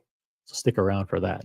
But there is one watch that I'm thinking that I'd love to be able to request. Is it from the boutique or vintage? It is one of the new ones. Yeah. Like if you anyone watching, if you have a watch, a current available Rolex, and it doesn't have to be new for 2025, but anything that they have that's in the catalog, current catalog that is the watch that you definitely want to get. Make it happen for 2025. Make it happen as soon as possible. Do you like the puzzle day date? Mr. Wonderful has that. True. Yes. Is that part of the current collection, or is that discontinued? Or is that off catalog? Hold on a second. Let's go to the Rolex website. Let me see here. Boom. I think that was offered in 36 only, correct? Yes. It was in rose gold. I think it was in rose gold and yellow gold, if I recall. Let's see if they have it. Was it ever advertised on the website? That's a good question. I thought maybe it was. I don't think so. No. I see they have the carnelian here. They have a lot of stuff. They even have turquoise. All right, let's go to an article then. I'll pull up an article. Man, 100K for that turquoise day. Damn. That hurts. Yeah, some of these can be quite expensive. Let's pull up a pic here.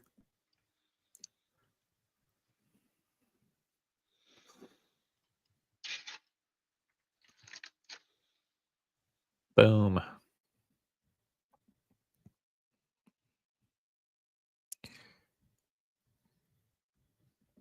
I don't, no, I don't love this. Hold on.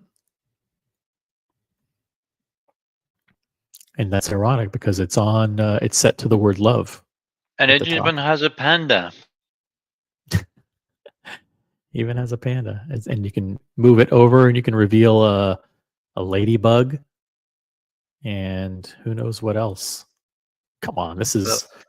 Those kind of ruins, it kind of bastardizes the complication, doesn't it?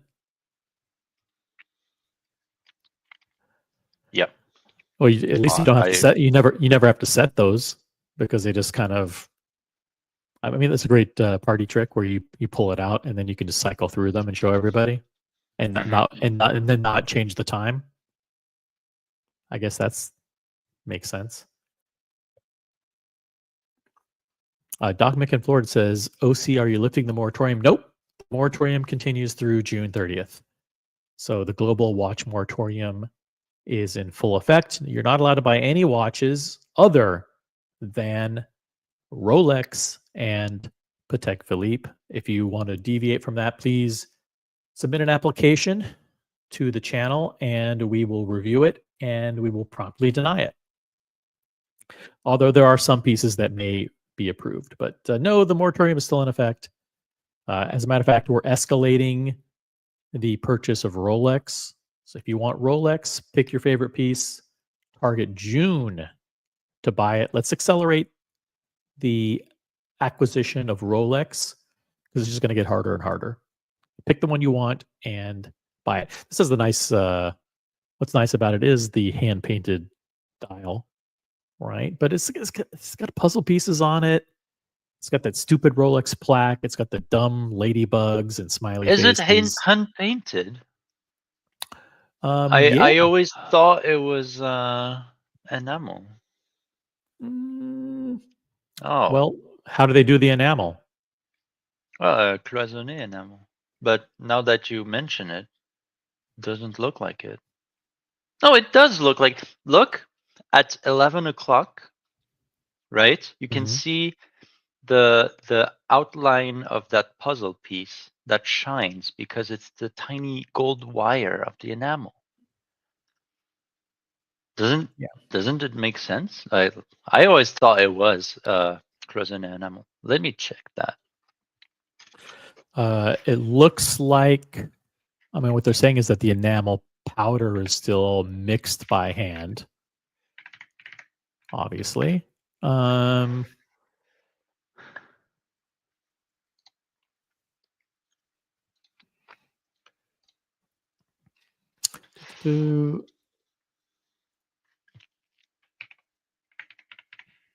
Oh. It is slightly less labor intensive. Champ levé enamel. What the hell does that even mean? Champ levé enamel. So French. that basically translated by freehand.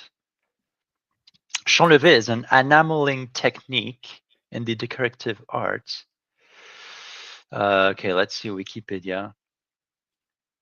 In which throws, I don't even know what this is, or cells are carved, etched, die struck, or cast into the surface of a metal and filled with enamel. Oh, okay. So it is carved. They carve the puzzle pieces and then they fill it with enamel. You see what I mean? Well, what do you mean? The carved into the dial? Yeah. So Yeah. they hollow out the puzzle pieces. They just leave the outline, and then they fill everything with enamel. Okay, I didn't know it was done like that. Hey, look, we learned something. Nice. Well, I still don't understand. Is the carving done by the machine? The carving is done by the machine. It's probably laser etched. Yep, laser etched. They hollow it out those, and then you fill it. Yeah. I would say they hand fill it, but maybe they don't. I mean, maybe they mass produce it somewhat.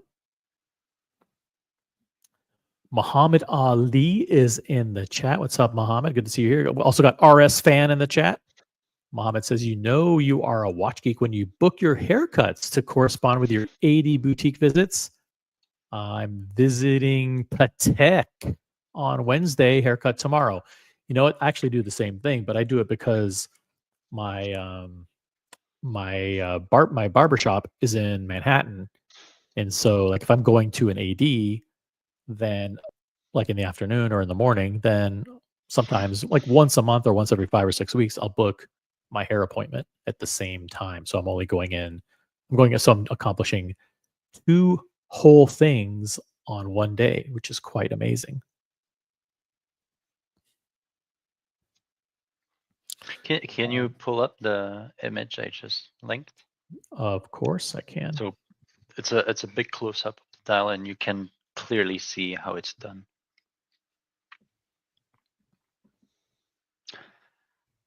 Which, to be honest, I would have preferred cloisonné, where they would have to actually construct with tiny wires those outlines of the puzzle pieces. But I mean, it's Rolex. Come on. Yeah, but why is that? Why would that be preferred to? Oh, it's more manual labor. Yeah, I know, but would it look as good as this though? Would it look as good as a laser fucking fired edge like that? Look at that. No. But it would not look computer generated like this one looks. I'm just nitpicking. I'm an old bastard who nitpicks a lot about watches. Just the thing that I just despise the most is those stupid plaques that they put. You know, and it's not just one that says Rolex, it's the one on the bottom that says date. It just annoys the fuck out of me. Just look, by the way, you can see how nice those diamonds and sapphires are held. Yes. This looks really nice. That's very good. I like those indices. Yeah, I don't know if they do the diamond. I'm assuming they do the diamond baguettes the same way. Maybe they do it a special way because of this dial. I don't know, but looking good. We're gonna get everybody into diamond baguettes in 2025. Eternity. You saw that the market of the diamond crashed really hard. It's still crashing as we speak. I think diamonds have lost over 50% of their value in like the last 2 years. And everyone is speculating that it's the Chinese that are manipulating the market. It's really funny, actually. By what? By creating tons of lab-grown diamonds? Yeah, and yeah. flooding the No, market? the natural ones, but playing with supply and demand and stuff like this. Ah. I don't know. I'm not into jewelry and diamonds and precious stones, but apparently it's a big thing going on right now.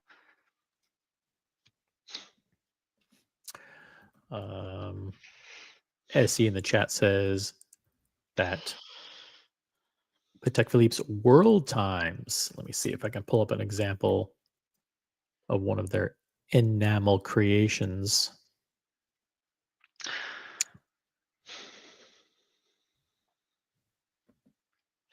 Nowhere near as durable as this method. Well, given the fact that old Chinese Ming vases are cloisonné enamel, I think it's very durable.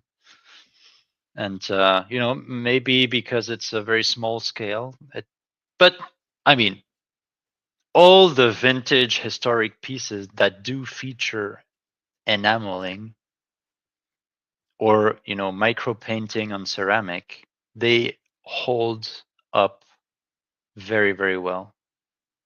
You can barely see any damage, any light damage, any water damage. You go to, you see those museum pieces that have been made in the 1600s. They look brand new. It's actually crazy. Meanwhile, we pick up a watch made in the 1980s and the thing is basically falling apart. Like, what is going on? Mm-hmm. What is going on?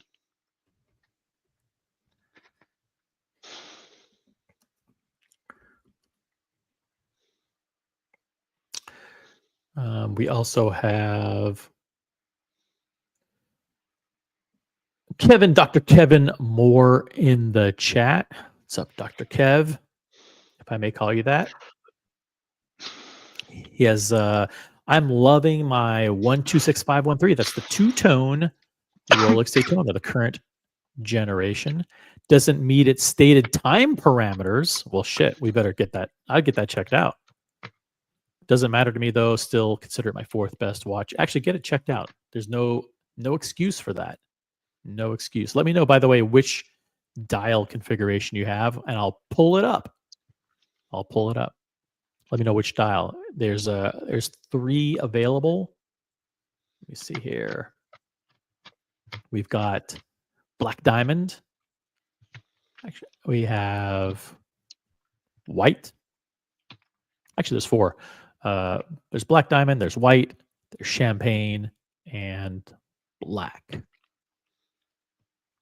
I'd go with black stick hands. Black and stick. Yeah, that has a nice contrast to it. I'm not a big two-tone Daytona guy, but that looks nice. It sure does. I like it as well. I also, believe it or not, I like the champagne. Yeah, a bit too much for me. If I want this kind of aesthetic, I would go with the two-tone Datejust. I think does the job much better. But Yep. if you really want a chronograph, yeah, why not? And then you have the white dial, which is great. It's got the gold sub rings. And I think this is the one that Kevin has. Kevin says, I have the white dial. That's a great choice. By the way, Kevin also says, I'm considering a Day-Date 40 or Day-Date 2. Don't get a Day-Date 2. Just the proportions are all wrong. The bezel's too thick. It's a bulbous and unseemly watch. It depends. If he likes that, then why not? I would argue that you have some quite unique dials. They made some funky stuff, like the wavy pattern. They made some interesting dials for the Day-Date 2, but yeah, I would go with the Day-Date 40. It's much more elegant, much more classic. It's much better in my opinion. Yeah, let us know which one you're thinking of, and we will pull it up. We'll configure it for you live. He likes bold. He Well, wants bold. There's a difference between bold and it's just the weird proportions. It's just weird proportions. They wouldn't have fixed it. Quote, fixed it. You want what material, Dr. Kevin Moore? Yellow gold? I'm assuming yellow gold with champagne dial here. So let's do this. We'll go to when I think of Day 2, I always think about the wavy dial. And if you want, oh my god, yeah. disgusting. I like that. Come on. It's like the top of the box. For fuck's sake. That's really those big Arabic numerals. Oh, fucking idiots. Let me see if I can find one.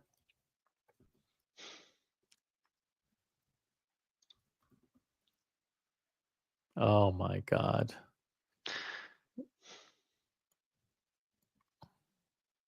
Yeah, you can tell it's just too big, man. I don't know. Man, the Day 2 with a smooth bezel is ugly as hell. Oh, and fluted isn't much better. I mean, Ah.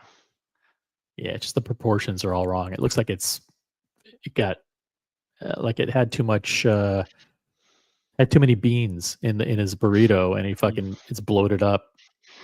Yeah, that's true. Exactly. It's a Day on a bad day. Very bad day. Let me see if I can find a different picture which shows you how ugly it is. But yeah, I think he says yellow gold. Let me just pull up another one. Yeah, but this wave dial. I like the yellow gold black dial wavy pattern. I mean, I was gonna say something that would get your channel demonetized, but yeah, don't do that. Don't. Yeah. We love our members. We support our members. Yeah, here's another wave. Yes, look at the box. Fuck. It's the top of the box. Look at the hours. 1, 2, 4, 5, 6, 7, 8, 9, 10, 1. Yep. And then it's missing at the top because it's a date 8. Then it goes back to 1 again. There's 2 1 hours. It's 1 hour for 3 hours. That makes no sense. Makes no sense. On the other hand, well, you can get an absolutely gorgeous. We'll give you your choice: stick or deconstructed Romans. Dr. Kevin Moore, which one? Can you just quickly put it on the dial on the right? The silver dial with yellow indices. That's very interesting. Yeah, some good contrast there, right? Boom. Yeah. That is pretty good. Pretty good. Or maybe plain white. I would say plain white would look great. Yes, I love that one because it's this is a very glossy white. Yeah. It's the type of watch that you want it to shine bright into your eyes. Nice. Or if you have tons of money, you can get the stone onyx dial, which looks great. Yep. I just wish they would make it without the diamonds, but oh no, you got to have the diamonds on this one. 54.9. Wow, these are getting pricey, guys. They have so many good. Look at this one, mother of pearl with the diamonds on a yellow. You got champagne diamond. You got black baguette. You got silver stick. That might be right up your alley. Silver stick. look at this. Let's not forget about this. The green ombre. And this is really good. Very good. Very good. And then they've got the lacquer green. Wait, I have a question. Do they still do the green aventurine, or was it only for 36? The green aventurine is in 36, and I think that's might be it's platinum for sure. I think it's also yellow gold. No, it was also. Oh, it's in rose gold. No, wait, what's that? Oh, you know what? It has those stupid diamond numerals thing. Yeah. Oh man, I want to cry because the dial is so gorgeous. Yeah, my favorite. Yeah, turquoise, carnelian, and yellow gold. They've got carnelian and turquoise. Then in rose gold, they have aventurine. By the way, my favorite Day-Date 36 is this one, green diamond baguette. Yellow gold, green diamond baguette. And if they ever make, mark my words, if they ever make a yellow gold Day-Date 40 with blue diamond baguette, boom. Sold. Oh, it was it was rumored like a few years ago that it was rumored that they would come out with a yellow gold blue sunburst and a rose gold blue sunburst, which I think would look great. Mm-hmm. But you never see it. Let's see here. They have in the rose gold. Yeah, they have this one. So this isn't a full blue. This is a blue green. Like a teal. It looks great in my opinion. That looks strikingly good. Love that one. And then this one has like some contrast that you might like. But this is the silver with diamonds, diamond baguettes. Let's see here. Scott Wexlin likes the gold dial as well. The champagne dial is just iconic, isn't it? There's so many good pieces. Let me go back to the Day-Date 40 for you guys, for you men out there. By the way, there are some with these diamond bezels that are crazy expensive. Crazy expensive.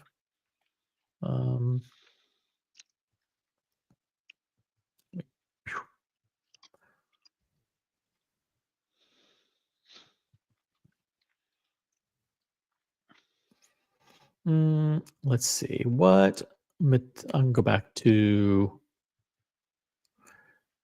Let's pick like the most expensive one. Platinum, diamonds, and they only do the baguette diamonds on these. Well, actually, they don't. The most expensive would be the full pavé dial, pavé. Yeah, pavé bracelet. Yeah, actually, which they don't offer on the platinum.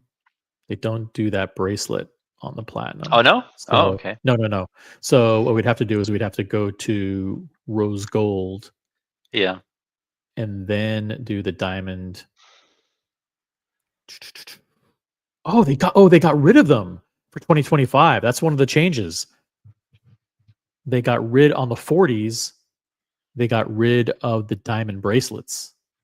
Let's see if they have them on the 36s. Diamond set. They got rid of them altogether. All of the diamond bracelets are gone from the catalog. Dr. Kevin, that Patek sucks ass. Stay away. Get the Rolex. Get the Rolex. It's Rolex month. Get the fucking Rolex. Get Rolex. Why not?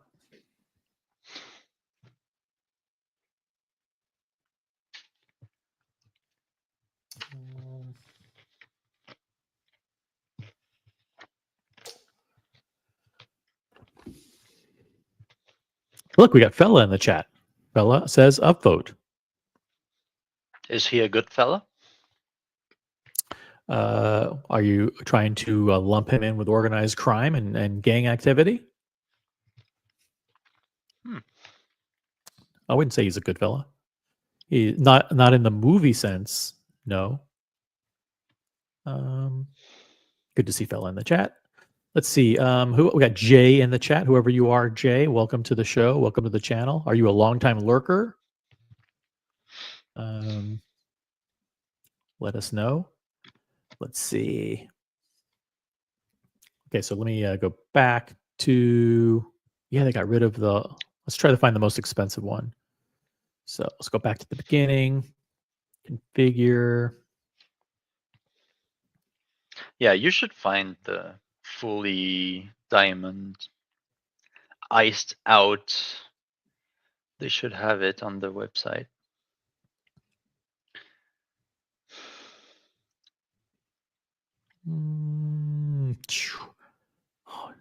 Oh, this is only 90,000.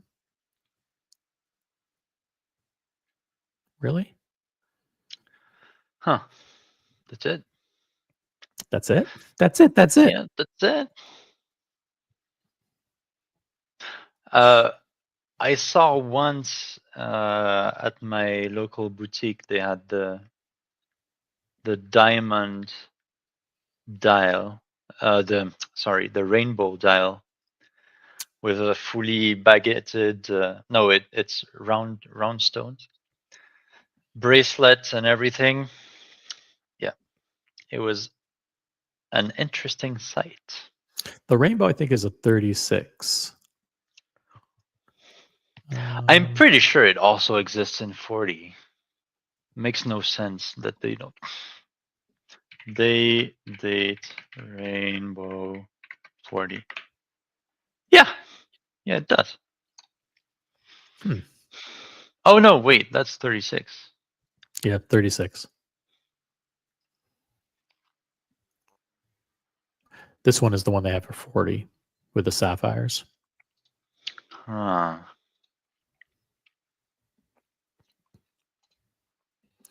See if I go to fluted, if that changes it. I'm in platinum, by the way. I can get out of platinum. Oh, I was white gold. Let's see here. Yeah,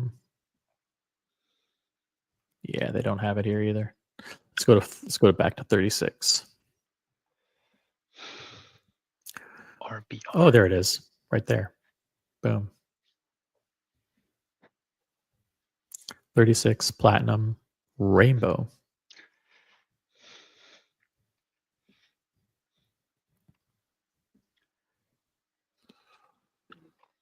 Look at this. Jay says, first time watching and commenting. You bashed my Rolex purchase. LOL. It's all good though. Which purchase did I bash? Which one? Listen, we're very pro Rolex here. We're very pro out Rolex. of the whole Rolex catalog, which one are you most likely to bash? Me? Which one am I most likely to bash? Oh, that is.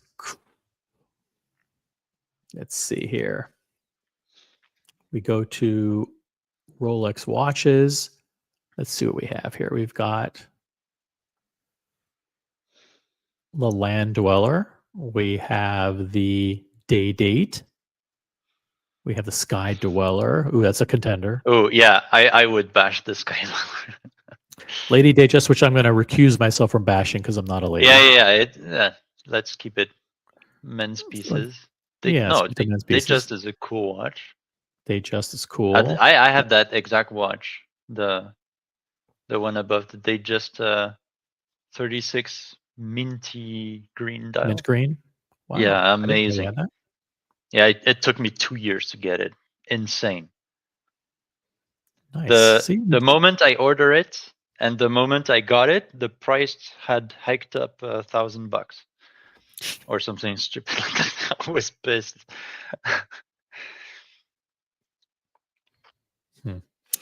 So yeah, we got the Datejust here. We have the Oyster Perpetual. Can't bash that thing.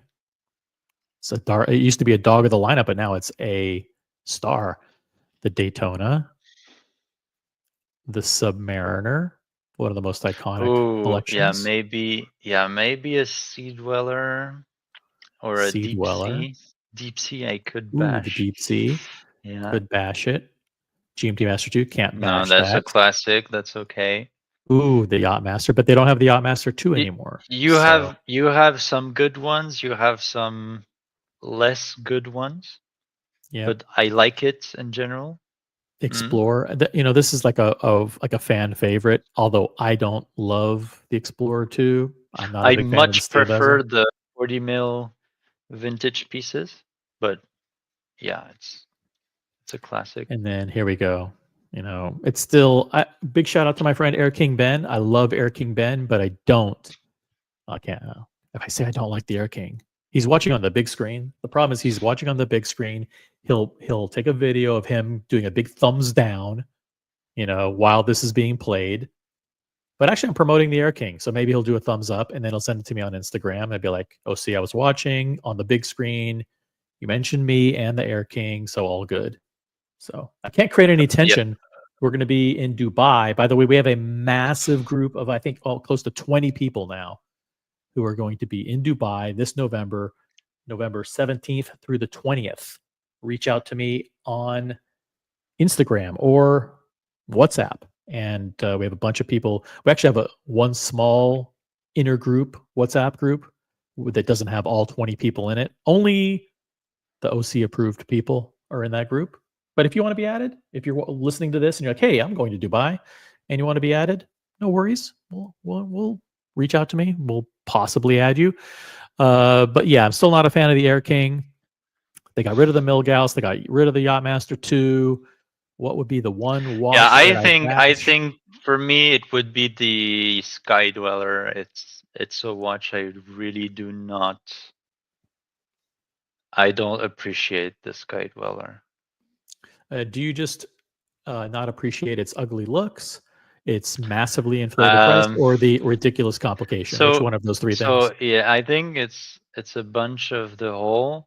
So all of these reasons clearly affect me. First of all, it's way too big, but I will put this aside because someone else would say it fits perfectly. So I want to stay a bit objective. I really hate. So I'm okay with the aesthetic, even with that bizarre inner ring, but the complication itself, I think it's really stupidly done. Yes. I hate the fact that you have to turn the bezel to set the watch. It on the paper, it is like a smart way to hide pushers or make it smart, but I think it's just really dumb. And to me, it feels like it was poorly designed, and in the last minute they had to come up with something, and they were like, "Okay, let's just make the bezel a button." And I fucking hate that. And yeah, also the hiding the indicator right beneath the indices. It's not that good looking. Maybe they were thinking, "Oh, a pointer, a hand, an extra hand is too classic," or they really wanted to innovate with something new. And well, I guess they did, but to me, it's not that clever. Yep. Yeah. By the way, Doc Mick in Florida says, always listen to OC. Take him seriously all the time. And please realize this is not comedy or satire. Thank you, Doc Mick. Good point. Sky Dweller and Oyster Flex has got to be one of the weirdest and just terrible value. Not only a terrible value, but just a bad choice. Why they offer this watch on Oyster Flex at the gargantuan prices that they do, it's beyond me. There are some versions that look good. Let's here's a good one. Is it? I mean, relatively speaking. How about this? It's a big chunk of gold. Yeah, but I'd rather get the day dates with that same colors. You know. For 10,000 cheaper. Oh yeah, fuck yes. Yeah. Father Artifact in the chat. Always reaching for the crown. That's what we do here. Do we have an unhealthy obsession with Rolex and Patek Philippe? Yes, we do. And we're not ashamed of it. Let's point out that okay, I have to step away for 30 seconds. You can do some commentary. I'll be back in 30 seconds. With this particular model, you would not reach for the crown, but reach for the bezel. Because, yeah, you know, the crown is not enough. It's not enough. If you want to set that watch, the crown is not enough. You need to reach for the bezel. But, you know, I'm only sharing my personal opinion. As I said, it's just way too far. It's way too goofy of a complication. It really sounds like a bunch of dudes, a bunch of designers, just met up at a bar an evening, and they were like, "Hey, let's design a new annual calendar," and they sketched this, you know, after a few beers each, and they sketched this over a stained napkin, and then somehow it was approved. Is it? What do you think? I mean, yeah. See, the problem. We are the next Genta. Let's. The problem is this watch was designed during the era of the Datejust 2 and the Day-Date 2. Yeah. And so when they designed all three at the same time with the same ugly proportions and oversized kind of footprint. So, but they fixed it. They've made it more elegant over the years. But this still came out in 2012, 2013, something like that. So it's just still, you know, it's the last remnant of the Day-Date 2, Datejust 2 era with the big ugly case, the big ugly fat batons. Look at those, really ugly, and they have to be fat because they have those ugly windows with the white boxes, and one of them is red. So it's like, oh, one's red. Oh, what does that mean? Well, it's red next to the index, which corresponds with the 9. So that means we're in month 9, and 9 means September. Like, get the fuck out of here. Oh, terrible. By the way, this watch, the complication was designed by George Soros. True story. George Soros, and it's the Soros annual calendar complication. Is the inner ring the second time zone? Yeah. No, the second ring is 24-hour time zone. Why would you need this? I mean, yeah, ugly. You see, they put.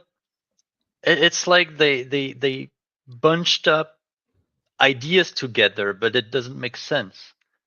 Like I don't get it. Whatever. Yes. Apparently, you bashed Jay's purchase of a two-tone Datejust with a champagne dial. I would never bash that. Did I? Listen, I might have. You never know. Listen, there's equal opportunity bashing here. By the way, Dubai Expat is also in the chat. What's up, Dubai Expat? Good to see you here. And Wristwatchholic from Los Angeles is here. CQ, the watch guy, joining us from the islands or Florida, depending on where he is. What's up, chat? Hope everyone's having a great Sunday. What's up, CQ? CQ, you might want to rewind the video afterwards. We had some great conversations before. Well, he's a busy guy, but yeah, we talked a lot about this. We went through we reviewed some Audemars Piguet, Breguet, and Vacheron perpetual calendars visually. See, he's at the airport. He has all the time in the world. Yeah, CQ was doing an event in either Dallas or Houston this weekend. One of his big CP time, official CP time events in, I think it's Dallas, with one of the brands. I can't remember which brand. Not a brand that I endorse, but hold on a non-Rolex brand. Exactly, it's like a non-Rolex brand. Feel free to. Yeah, it was in Dallas at the Arnold. Yeah, there you go. And it was at the La Fin boutique. Yeah. All right. Shout out to all those guys. If anyone attended who watches the show, please drop a note. I doubt it, though. I highly doubt that anybody who watched this channel would have attended. Arnold and Strom is a great brand, but not one that I do not buy that unless you're buying it from CQ. And even then, like 50% discount. What else? Let's see what's going on in watch-related news. Let's see if there's any watch-related news going on. Watch-related nudes? Not nudes. By the way, I'm not sure if you're in Switzerland, so perhaps you saw one of my previous programs for the month of April. This is quite shocking. The shipments of Swiss watch, the shipments of Swiss watches to the United States exploded in anticipation of impending looming tariffs.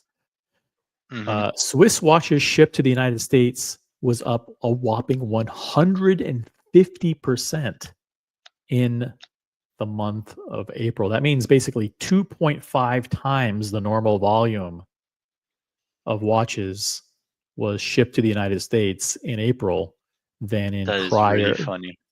Yeah, than the prior year. You can see here the dollar volume of watches shipped to other countries. China, 132 million Swiss francs. Singapore, 132. United Kingdom, 144. Japan, 175. And then the United States, 852 million value of watches shipped, which means that basically they have flooded the United States with watches. They stole from Hong Kong, from China, from Singapore, from Germany, from Italy, and reallocated those watches to flood into the United States. But not only that, not only did they ship the watches to avoid tariffs or what could have been much higher tariffs, but then they jacked up the prices. Most of the brands, including Rolex and Patek Philippe, raised their prices significantly in the month of May following these massive shipments. So does this mean that your dealers have tons of Rolex and Patek that they'd like to sell? Maybe, or maybe means that they got a 3-month supply and they're going to just dole out the 3-month supply over the next 3 months like they would have done, and the shipments are going to go way down for May and June. That remains to be seen. That is much more likely. So they probably gave them a huge batch of watches, and now it's their duty to be smart about distribution. But yeah, but it's the amount is crazy. I know. Crazy. So imagine the poor other countries. They have nothing. Aw. Aw. So sad. So sad. Mhm.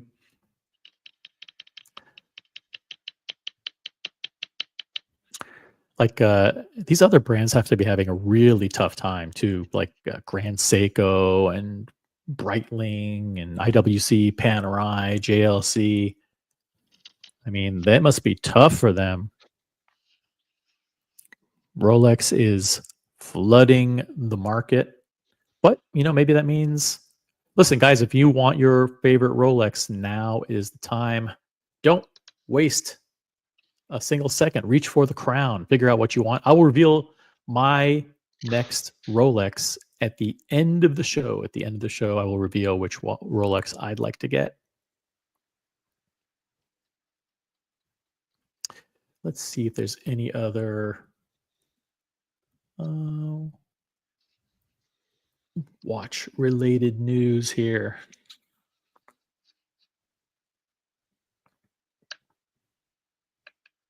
If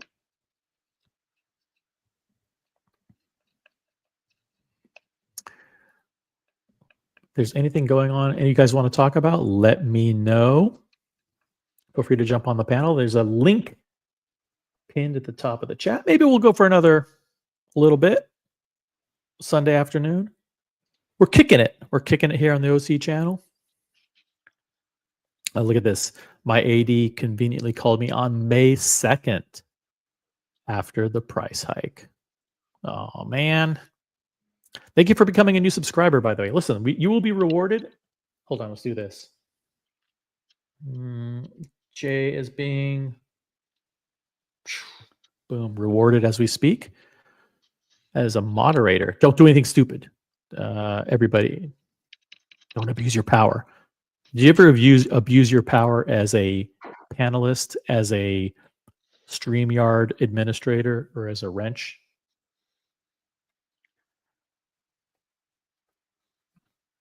Peruka? Excuse me? What was the question? Did you ever abuse your power as a wrench or as a StreamYard administrator? No. Never, right? But I would say that I was abused as a wrench. You were abused.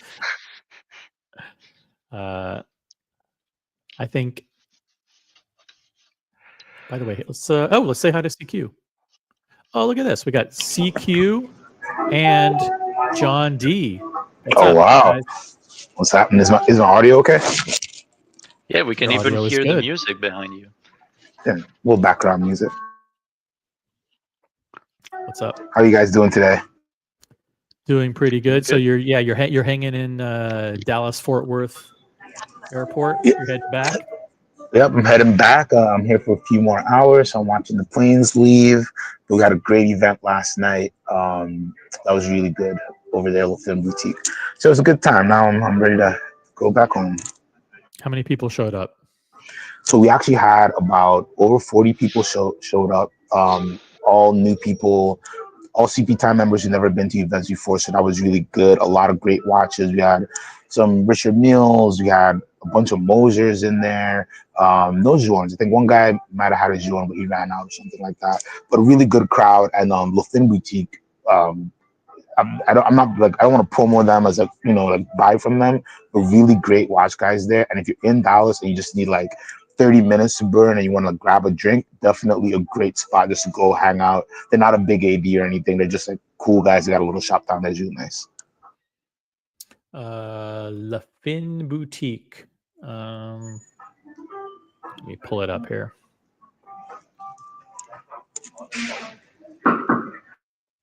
CQ, so you're saying the distributors are holding stuff? John, do you think that, for example, Rolex USA? Well, they have to be holding stuff, John D. So let's say Rolex shipped twice the number of Rolexes to the United States. That means they probably shipped Ooh. They probably shipped their normal amount directly to the dealers, and then they probably shipped all the rest to some kind of Rolex USA warehouse where they And where how will Rolex they figure out the distribution on that?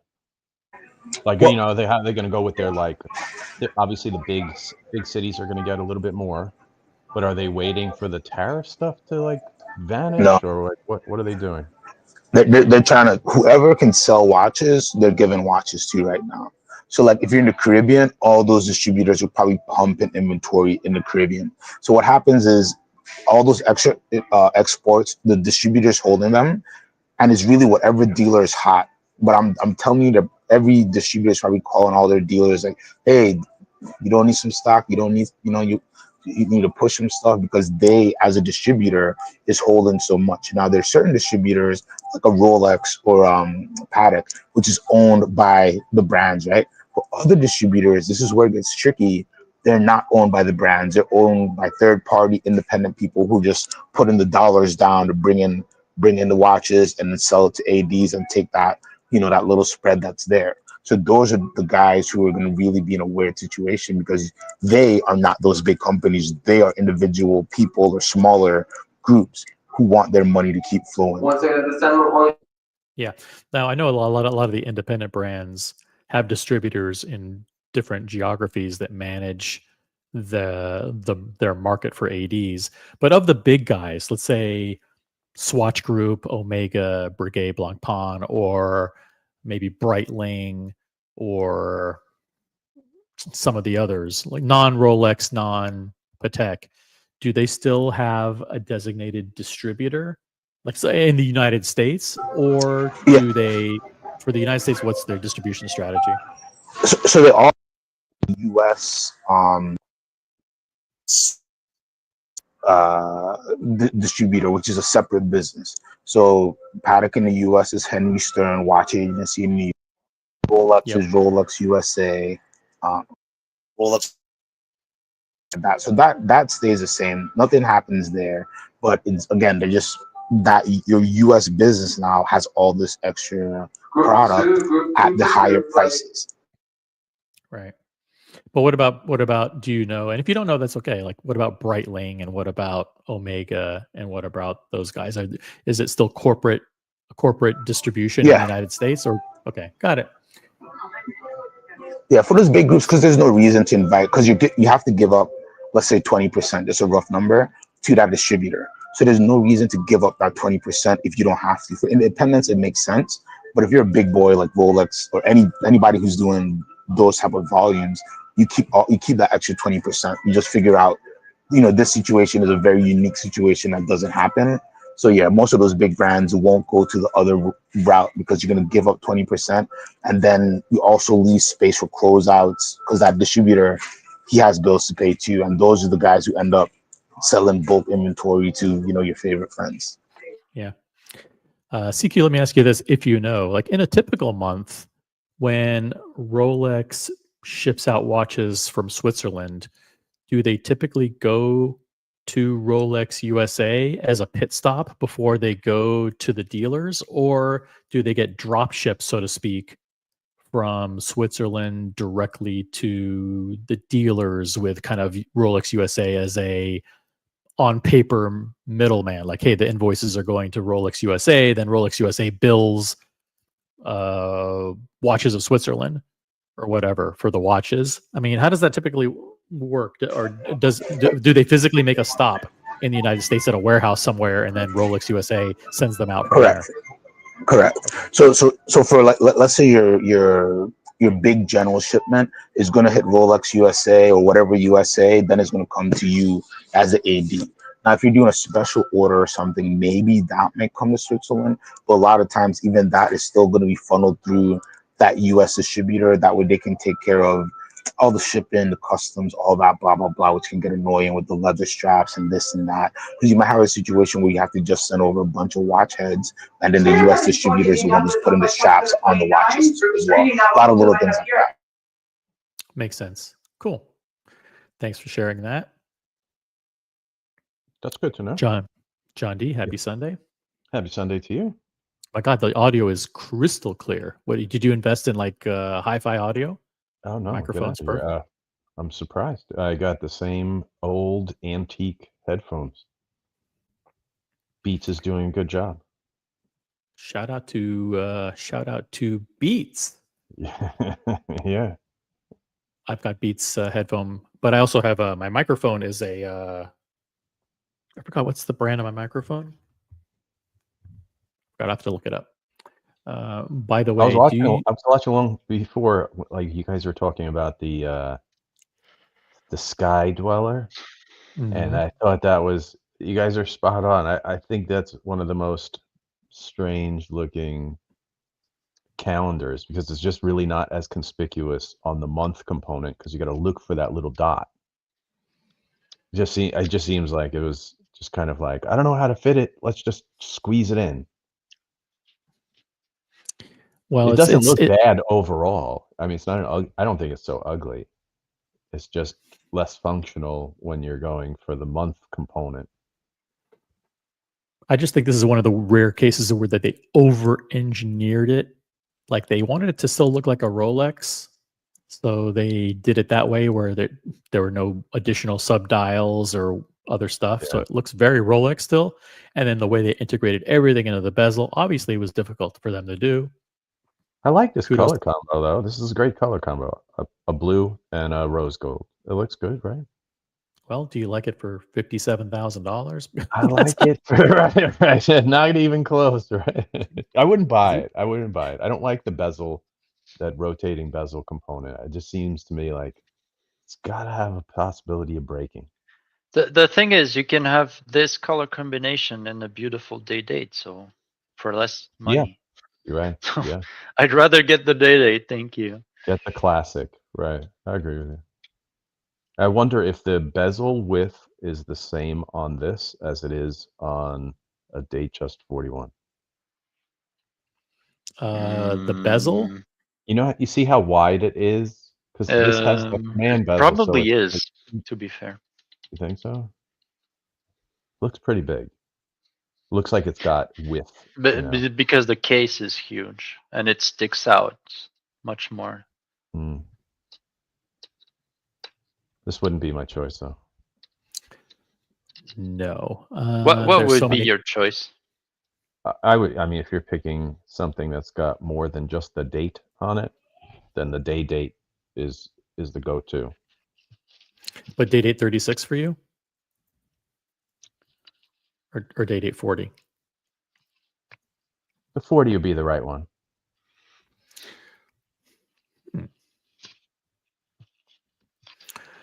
Here we go. Day date 40. We've got your yellow gold. We've got ever rose gold, white gold. Here we go. I like the rose. Rose fluted bezel. Let's take a look at the variations. Can't go wrong with any of these. But we have the Academy Awards version. That's nice. Which is the slate ombre. Yeah. Evan G got the blue ombre, right? He got blue ombre with the white white gold. White gold. I gotcha. Yeah. Shout out to Evan G. He reached for the crown, he got it this year. Shout out to Evan G. We've got chocolate. Chocolate with Romans. This is for me right here. I'd be very happy with that. Yeah, everyone. That's a great one. We've got not my favorite, but it's okay. I think these are delicious. Regular chocolate baton. You've got olive green, sundust. I like white. that. Yeah, of course you do. I think you do the white with the white. You know, go white gold rather than rose gold. Yeah, that would be. Or you go. You know, we saw it before. Yellow gold with the white dial is really nice. Yeah, that's very classic. And then you have chocolate baguette. And then you have sundust baguette. You've got mother of pearl and full pave. I'm not opposed to the mother of pearl either, because it makes it somewhat unique to you. Every cut is going to be different. Yeah, look a little different. These are good. And by the way, in the 36, let's see. If we go to the 36, they actually have in rose gold. 36. Boom. They actually have a dial that they don't have. They have chocolate ombre. Oh, that's really nice. That is new, really nice. Yeah. Chocolate ombre, which gives you like the black around the edge for real, so it really makes those Romans pop, but gives you brown, nice chocolate on the That's nice. inside. Yeah, it's like a Milky Way bar or something. I don't know. You know, I really hate when brands don't give the same dial configuration, you know, for different sizes. I don't get that. I know it's but the 36. They have far more dials available because it's a unisex. Yeah, it's unisex. The AP with the Royal Oak does the same shit. I hate that. Yeah. Hundreds of colors below the 39. Yeah. Like my Royal Oak, the dial color of mine does not exist in 41. Oh, it does, but it was like a limited edition in white gold, I think. So impossible to get. And they're like, why? Send me a link. Put a link in the private chat. Let's take a look. Let me find it. Let me find it. Yeah, find it. 36 will wear dressier, I think, than the 40. I think 40 is going to wear like your daily wear, every day, can do everything. And the dressier size gets a little more bracelet. So 36 is probably going to feel dressier. Mm-hmm. Oh, so expensive. But I think I'd go 40 anyway. Oh, well, gosh, that's pricey.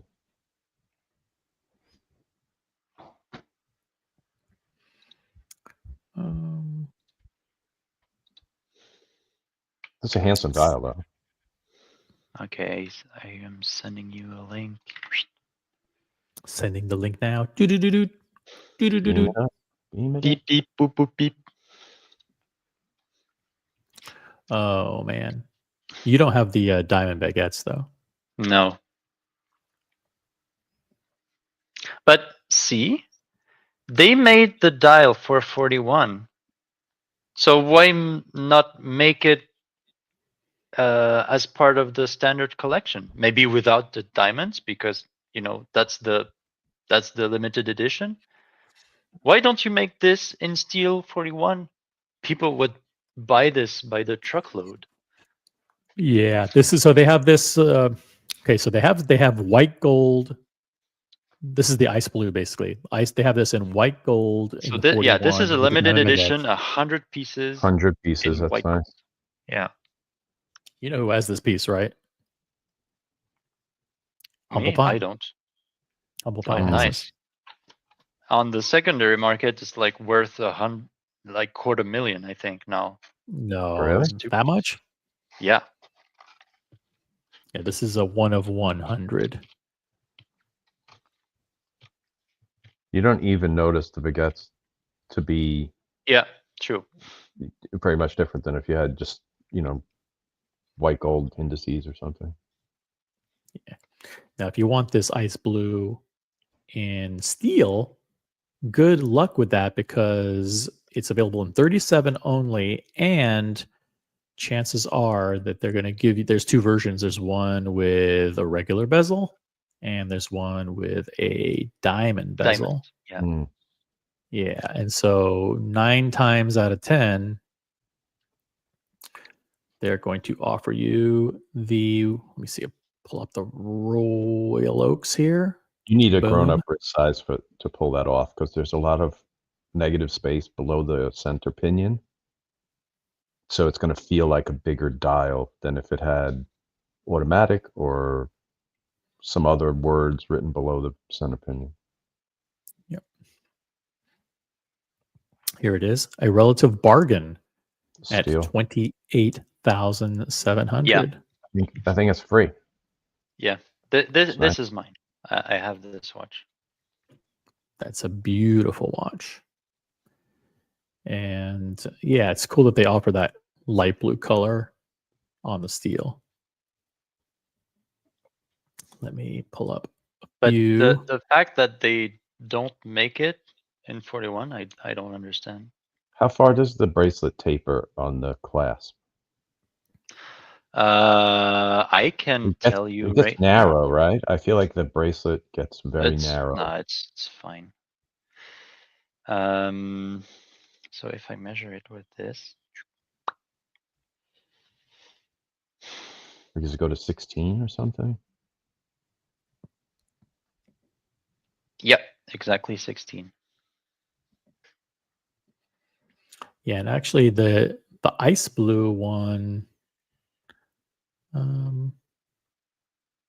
is on a steel bezel, but it's actually the regular blue, the smoked blue, which is available on the diamond bezel. This one right here.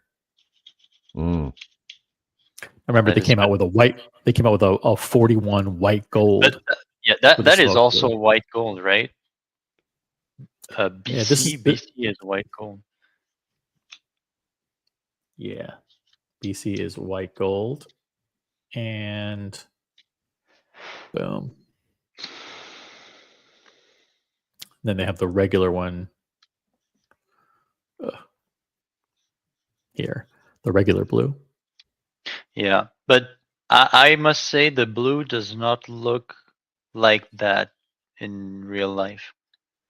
Because I have a friend who has this one, and the blue is much more like dark, more like a petroleum blue. Mm-hmm. If it, you saw it too, OC. Yes. Our friend had it in Geneva. So yeah, just keep this in mind. Looks good.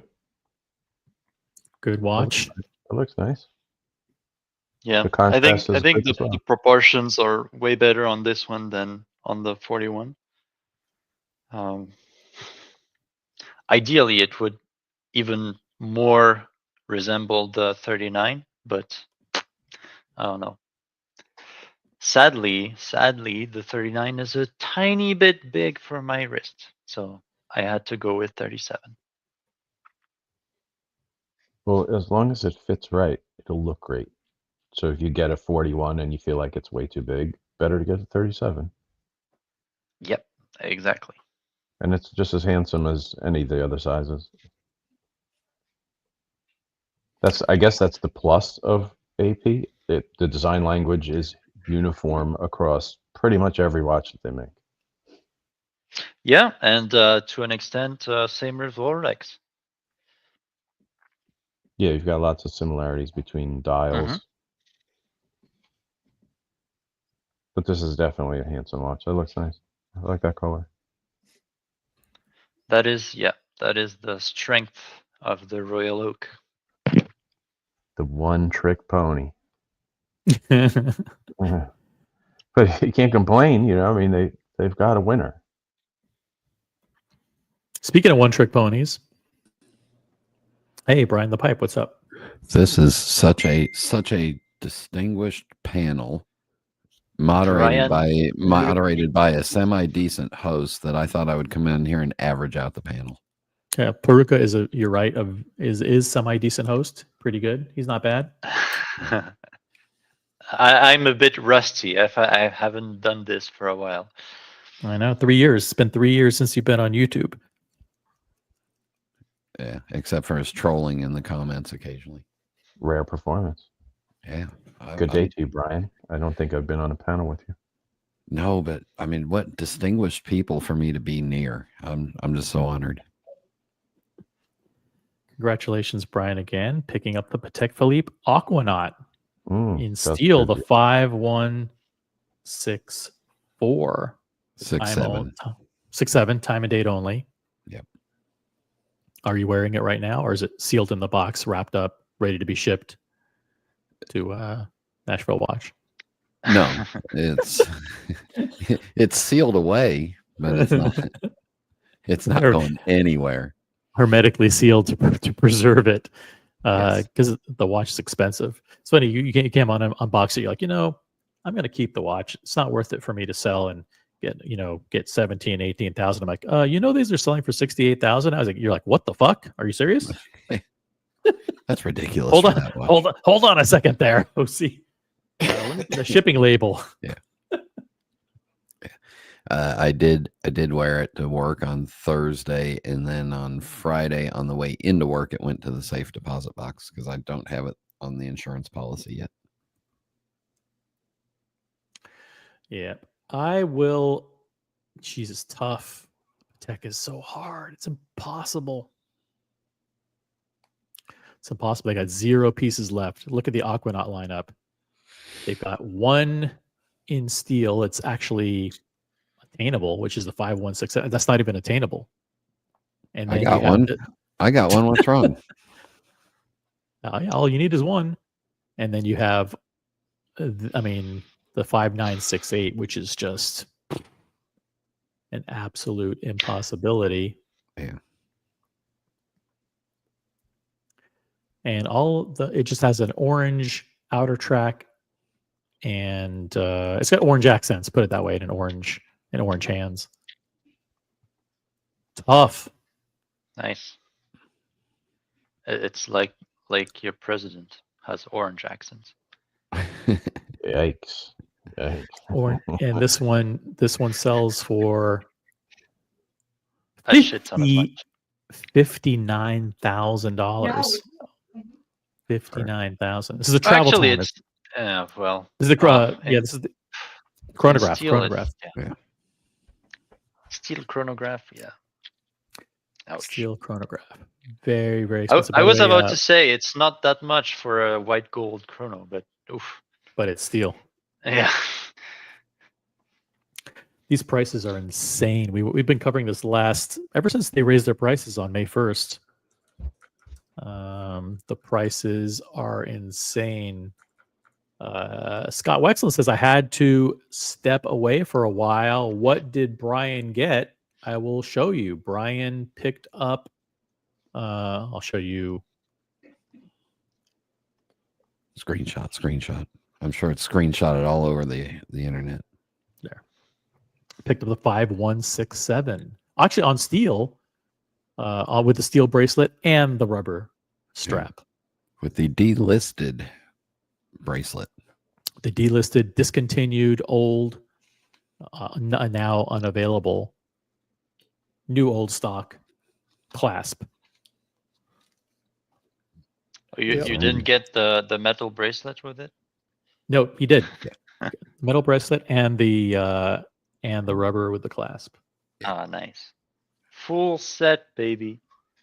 Full set from the AD, no less. And I'm working on ordering. I'm going to order a couple of different colors of the straps for it. Mm-hmm.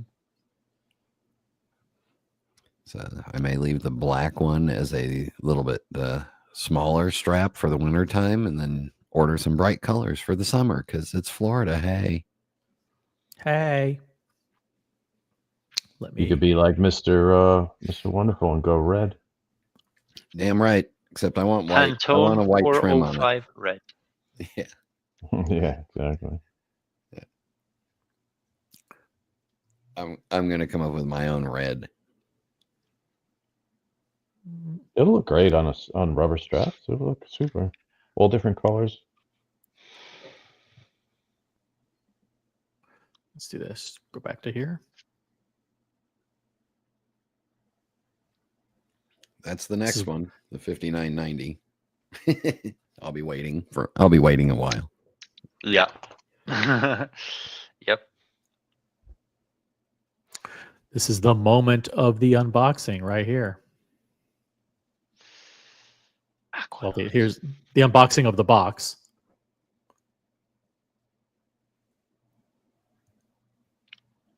And then That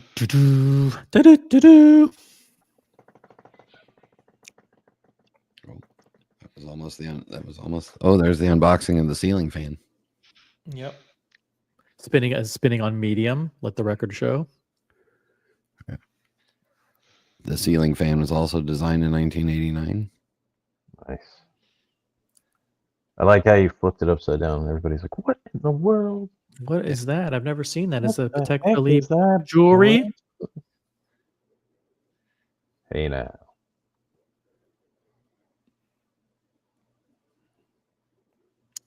Look how scratch free the bezel is. Nice. Have you gotten the rubber strap cut yet, or not yet? No. You think you will, or no? That hurts resale value. Yeah, just leave it there. Yeah, it's going to stay in the bottom. I mean, this is just get a rubber B strap. Yeah. Throw a bunch of colors from somewhere else. Let's be honest. What we're witnessing here in this video is the only time this watch will ever be worn. Right. It's okay. Yeah. I mean, we get it. I'm telling you, it went to work with me on Thursday night. In photos. Well, I'm not allowed to take. All right, never mind. I won't argue with you. It did go to work. Screw you guys. Yeah, it looks good though. I like Fits you perfect. the spinny complication on the left lug. It's nice. Yeah. Yep. Yeah. That's very nice. Yeah. I did. I had to take out 2 links out of the bracelet. And then put them back in before the watch was stored. Yeah. To make a full set. I'm holding them ransom. Huge shout out to Muhammad Ali. Wow. Huge 100-pound super chat. Bam. It was the greatest moment of the year. Thank you very much, Muhammad That's a Ali. statement. Bam. It was still not as great as Muhammad getting his Pepsi after 11. Oh man, yeah, what an adventure! Muhammad's unboxing was pretty amazing, and it was a privilege and an honor to be on the inside. Well deserved of that. Well deserved. Yeah. Well deserved, and got to meet Muhammad in person last year in London. Very cool guy, super nice guy, and hope to meet up with him again soon. Maybe if he's going to Dubai, maybe we'll meet up in London again sometime soon. You know you're really special if Muhammad Ali takes you to the pink coffee place. He knows. Congrats, Brian. Yeah. Was this I mean, we've already had so many incredible moments this year, a lot of them in Rolex with Evan G. We had Boston Collector unboxing a Panda Daytona. We had some dates being unboxed. We had Dear Artifact with a couple of Rolex unboxings. Amazing. Let's just admit it. The Bubbles umbrella was probably the mic drop of the year. Yes, the Celebration Dial umbrella. Yeah, that was cool. The umbrella. You know, one of these days, OC, you're going to have to go and put together a montage of all of the unboxings, because there's a lot. I mean, highlight reel. Yeah, the highlight reel, of course. Yeah, too many to mention. There's just too many out there. It could be a show by itself, just doing a rehash of all the unboxings. Well, I'd like to add to the memories, so more unboxings the better. So let's try to do one unboxing a month. That's right. Muhammad Ali reminds us that his turquoise blue Rolex Oyster Perpetual was this year as well. That's right. All good stuff. All good. Too bad. I'd love to unbox mine, but I cannot do it here. So. The Aquinaut lineup is pretty much impossible. I know we have people in the community going after the blue chronograph. We have people going after the green chronograph. Tough. The travel time. We got PK. Nice. Yeah, we had PK that actually unboxed. Yeah. Let's not forget about that. That was amazing to see it. Yeah. PK it's unboxed. Surprising how nice it is. PK unboxed this little beauty right here. The blue-gray travel time. I was surprised. It wears pretty big, but I was surprised how nice the Arabic numerals are because they've got a lot of depth. So they take really well to lume. Like if you want to really charge up the lume, it sounds silly, but it's like a real torch. It was bright. John D is part of a secret New York-based club called Gold Bar, and Gold Bar does private events every 2 or 3 weeks in Manhattan, and he's not allowed to talk about it. Correct. But at that, there was a Gold Bar event a few weeks ago, and PK was there and had that watch. It was very cool. Other than that, we're not allowed to talk about it. Secret. It's a secret private club, invite-only club. Super secret. Very secret. Very elusive and exclusive. And it's like in London, if you get invited to the Pink Coffee, that's the secret and exclusive club there.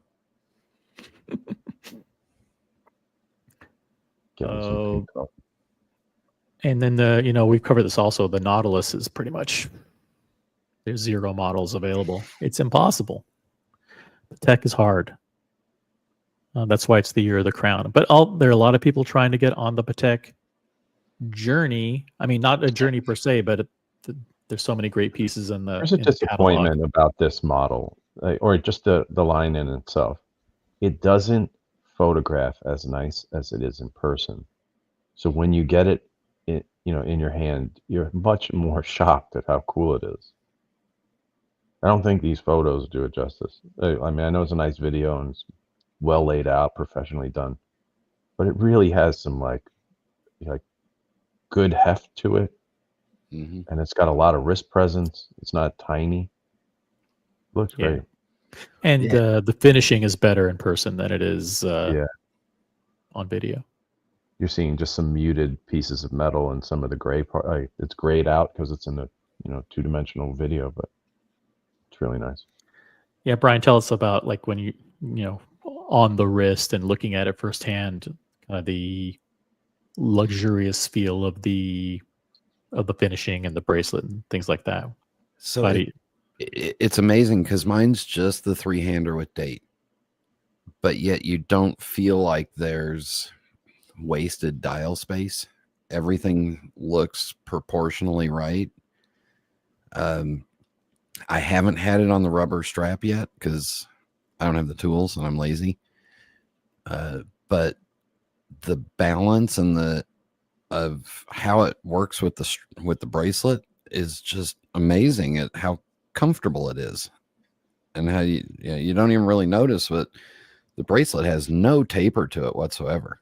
It's the same dimensions all the way up and down, but yet it feels really right. And I've had Royal Oaks 3-handers on my wrist, and the 3-hander just felt like the 3-handed Royal Oak felt like there was a large valley of nothing on the dial to me.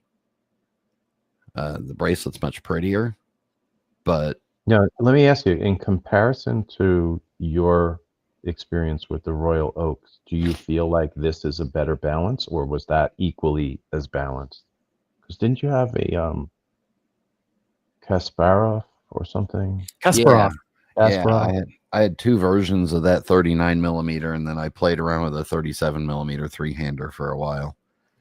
The Royal Oak has all 3 of the Royal Oaks that I've played around with have where the clasp connects has a distinctive bump up on the bracelet, where this bracelet just seems to want to just lay completely flat. Mm-hmm.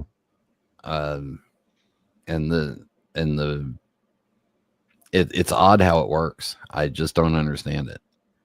And I'm almost worried that when I take it off and put it on the rubber, is it going to balance then, or am I going to have to tighten it up to stop it from wobbling? Right. Gotcha. Yeah. I'll do it. Although probably not. It'll probably give enough resistance because it'll be rubber and it won't slide. It's not glass or anything. Yeah, and I live in Florida. I live in Florida, so the minute I walk outside, I've got moisture there to suck onto it. Yeah, it'd be perfect for a summer day. But that bracelet looks nice too. Yeah, I was really surprised at how much I liked it on the bracelet. Yeah. It actually looks good on you, and it kind of fits your personality. Like you're a little bit more off the beaten path, quirky, with your watch choices. So it kind of like it kind of suits you. And I mean, not in addition to like actually it physically looking good and fitting on the wrist, it actually kind of matches like your style of not having everything like other people have. Yeah, let's just put it this way. I'm left-handed, I smoke a pipe, and I drive a Mini. How many people are there out there copying me? None. Thank you. None. You're right. That's that gay steel bracelet perfectly made for you. Yeah. Hey, look, I was pretty sexy in 1989 when that bracelet was designed, so shut up. Brian and I both had mullets in back then. Yeah. Party in the future. Party in the back. Yeah. Shout out to the iBashers viewers for joining the show. Welcome, iBashers viewers. Hello, Dirk Kennedy. Thanks for sending the audience over. All 7 of you, or 17. Welcome. Actually, so very few of them are watch people, but if you're a watch person, welcome to the program. It's the original OC channel. Smart watch talk for the smart collector. Subscribe today. I think everybody. Brian, you're a pretty tall guy, right? Yeah, I'm 6 foot. You think the rubber strap is going to make the watch feel small? I'm not worried about that because bracelets make it feel bigger. Yeah, no, I'm not worried about that because I've got relatively. Let's put it this way: I don't have the most muscles on my arms. Well, this thing fits perfect, at least with the bracelet. I weigh the same when I was 1989. I weighed the same as my parents did. However, I was 7 inches taller than them. So. Yeah, there's a lot of bracelet on either side of the watch head, which looks perfect like that. Yeah, it's almost a round watch. If you think of it, it's really like it's 44 lug to lug, 45. Looks great. Yep, looking good. Steven Reisman, new viewer. Tell us how you found the channel, Steven. A relatively new guy here. Aquinaut, Nautilus, or Cubitus as a one and done Patek time and day versions. As I'm assuming that's a question. Peruka, start with you. Could any of those be a one and done Patek as far as you're concerned? So for me, no, obviously no. But if you really want to stay into these 3 collections, so obviously not the Cubitus. I would argue not the Aquinaut either. I would stick with the Nautilus. And I would go with a classic 3700 or 3800, a bit more vintagey classic Nautilus. Yeah, I'd like that. There's actually versions of the Comet that I've been watching that are down around 65 now. Without the bracelet, though, right? No, that's the Nautilus on bracelet. Nautilus on the steel bracelet. Yeah. Wow. But one of them is the really small version. It's 37 and a half, 38.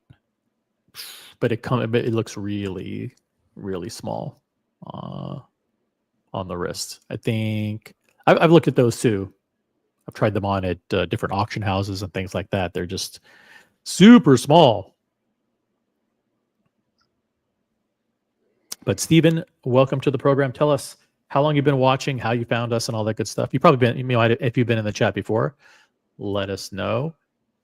Scott Wexland, it looks great on the bracelet. I would not wear it on the rubber. Just not a fan of rubber straps generally. I have a Seamaster Diver 300M on the rubber. I've got Oyster Flex bracelet, which is rubber. Come on, give rubber a chance, Scott. It's great for you if you're going somewhere where you know you're going to get wet or you're sweating or whatever. Just a cool, casual feeling. Brian, what else do you have that's on the rubber? Oh, I'm not allowed to say it on this channel. Okay, never mind. Well done. Right. All right. Is it the pipe? Okay. I also have in addition to the one that I can't say on this channel, I also have the IWC Patronus AMG that's got the quick change rubbers. Yeah, he's got a Tudor. You're allowed to say Tudor. You can say it. I'm wearing it right now too. The Tudor Black Bay 58 GMT. I mean, that's a nice watch. Yeah, I like that. It's the Coke, the gilded Coke. Camera on. Oh, is that what it is? Yeah, that is a nice. Oh, watch. that's nice. That's a good color combo. Yeah. Stop that. Oh, nice close up. What's it on rubber? Is that on rubber strap? Yeah. Yeah. Tudor rubber. Tudor rubber. The Coke. It's the Black Bay 58 Coke GMT. My camera is all. Oh, it looks good. Fiked up. Where is it supposed to? There. Well, I don't know. Too much glare in here. There we go. To the gilt stuff because that looks. It adds some depth to the dial. Yeah, that's pretty cool. Yeah. Picked it up retail. Yeah, when it came out. Yeah. See, Mr. Tudor, to you if you're watching this on the replay. We showed Tudor. Have you thought about putting Brian? Have you thought about putting sailcloth straps? Because you can get some contrast stitching, so you get a couple colors that kind of match dials and bezels if you do sailcloth. Yeah, you know, maybe it's something wrong with me. I am not a big fan of having multiple straps. I'm gonna try it with the Aquinaut. Oh God, now my forehead's all blown out in color. You're done looking at me. Hate the lighting in here this time of day. I'm really picky about OEM stuff. You know, I've gone the aftermarket route, and I just feel like it's just like, I don't know. To me, sometimes it's like showing up to a Harley bar on a moped. Mm-hmm. I don't know. I'm odd. But I have the IWC that came on the sailcloth, you know, the fabric strap, and I like that. Yeah, they can come with a lot of. I feel like you can get the contrast stitching, and it brings something different than just like the rubber is usually a solid color. Yeah. Although I think does Horus straps do like a colored stripe down the middle of their rubber strap? I think they may do a two-tone, so you can kind of match more colors and, you know, bezel colors or dial colors to the strap, just not black or gray. Yeah, they do some stuff. I think IWC's actually got some colorways that you can play around with. Vacheron's got a fantastic strap option tool on their. Yeah, that's I think they're probably the best. Yeah. You swap everything out with an overseas. Yeah, and I think you can play around with multiple colors and some weird combinations. But yeah, well, I don't know. I just like. I tend to, if I like the way the watch looks in the store, I tend to leave it alone. I'm with you. I don't change too much either, but there's definitely, you know, if you are into that, there's lots of options. Yeah. Everybody said early on, maybe this is where I got burned too. Was, yeah, oh boy, I got money now. I'm getting in into watch collecting. I'm buying, a real watch collector has to have you got to have a Speedmaster, and they're strap monsters. You can buy all different colors of straps, and I ended up spending more time shooting spring bars across my desk than I did anything else. And and then you buy this leather, and you got to break that one in, and then you buy this one, and you got to break that in, or you try this, and oh shit, now the clasp doesn't work with it. And, I've got I had an issue recently with a spring bar. I don't know how this happened, but it was bent. Yeah. In the actual hole that it's supposed to go in, so now you can't take it out. So I've got to take it to the place and have it swapped. That sucks. You might have to break it, or just clip it and replace it. Is it a gold? Yes, it is. That sucks. I know, that's the word. So Brian, tell us a little bit about this, because this is one of my most despised versions of the Nautilus. So it's a 38 wide wing to wing. So that means that the dials on the Nautilus, that means the dial's really like a 34. Yep. But it's just got that funky power reserve indicator on it. And I think it's just interestingly unique. Oh my God. It's unique, all right. Yeah. The spacing between the Roman numerals is just so off-putting. This giant gap between the 1 and the 2, and then like the 7, like the 8 and the 9 are like 7, 8, 9 are touching. They're all squished together, and then this is one of the worst interpretations of the Watchmaker's 4. It's like the angle of it is wrong. There. The thing is that the Roman numerals, they curve, right? Which is really odd.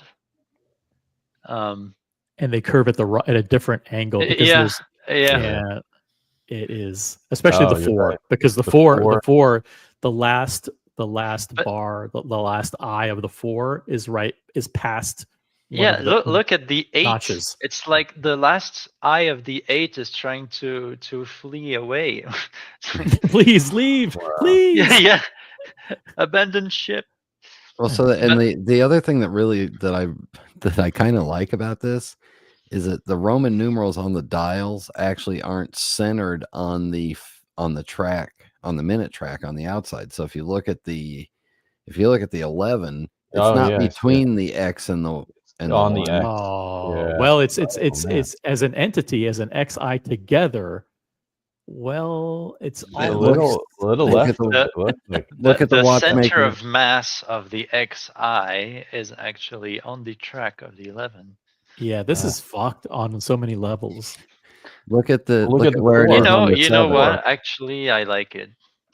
I do too. It's odd. Look at the 7 and the 4. Look at the 8 and the 4 and how they're not equally centered. Yeah. And look at where it is on the 7. It's between the V and the 2 I's. Oh boy, that's terrible. It's great. It's fantastic. And it's got a sickle as the power indicator at the top. Yeah. Well, yeah, but that moves around. Oh, okay. Well, at the moment, it could be. I think it could be a shofar. Who knows what it is? Yeah. That's a reference that nobody will understand. I do. Oh, so this is the Comet stainless steel. 3710 is the actual reference number. And this is in excellent condition. This is available on European Watch Company, by the way, if you want to check it out, for the low and extremely affordable price of $63,000. Oh my goodness. Wow. That's a bit much for that watch. That's a lot.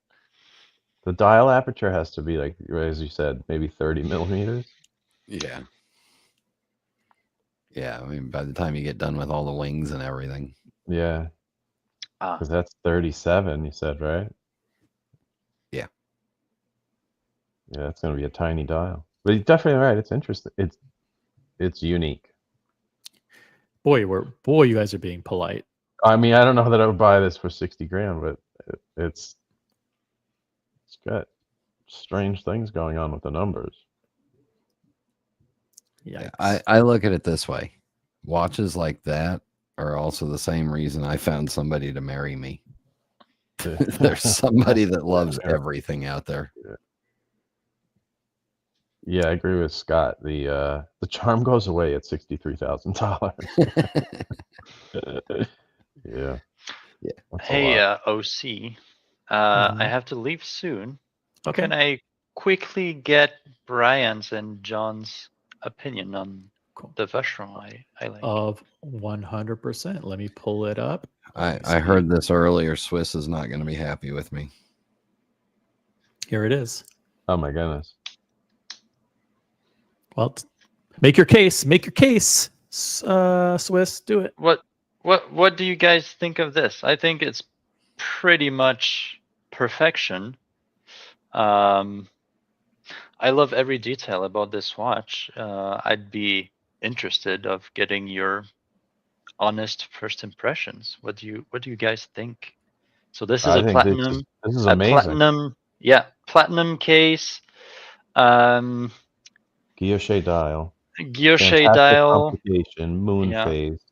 I'm going to presume maybe the back is closed. Is it a closed case? I think it is. I don't remember actually, but it has the JLC ultra thin automatic movement with a module on top. This is a classy watch. I love everything about it as well. It's 38 millimeters. So it wears dressy, like a dress watch. Yeah. And I think you could get this between 20 to 30 grand. Yeah, 20 to 30. You should be able to get this. Such nice.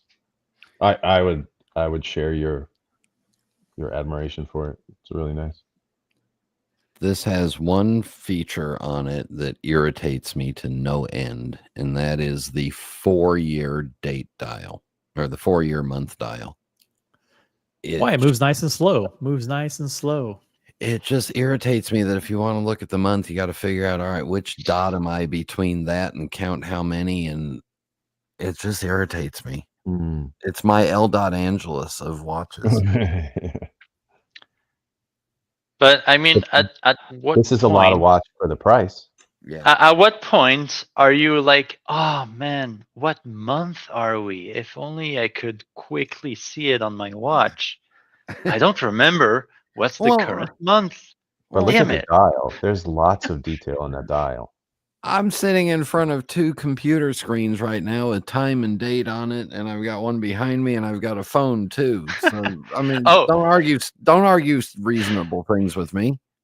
But by the way, quick fun fact: the pattern of the guilloche is called fond de panier, which means bottom of the basket.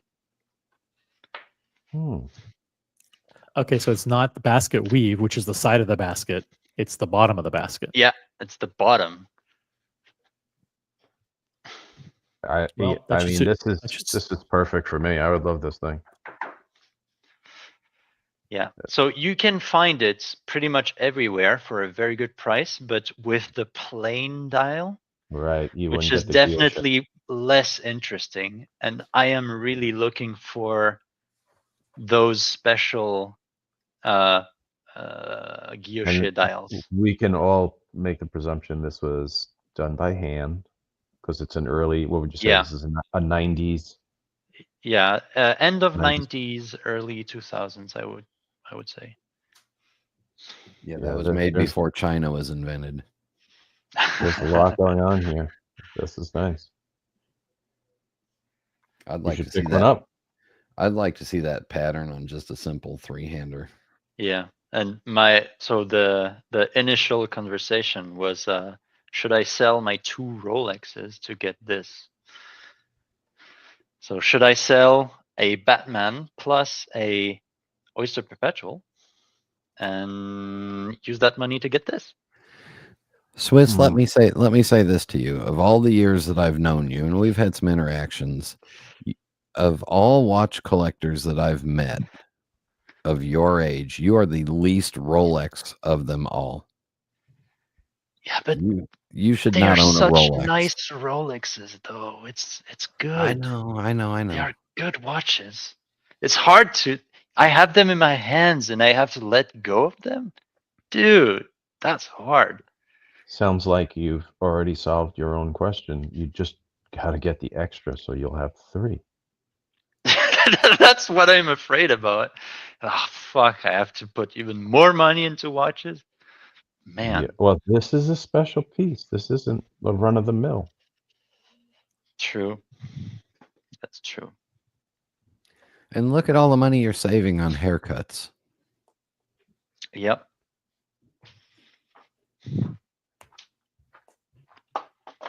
Yeah, this is a good one.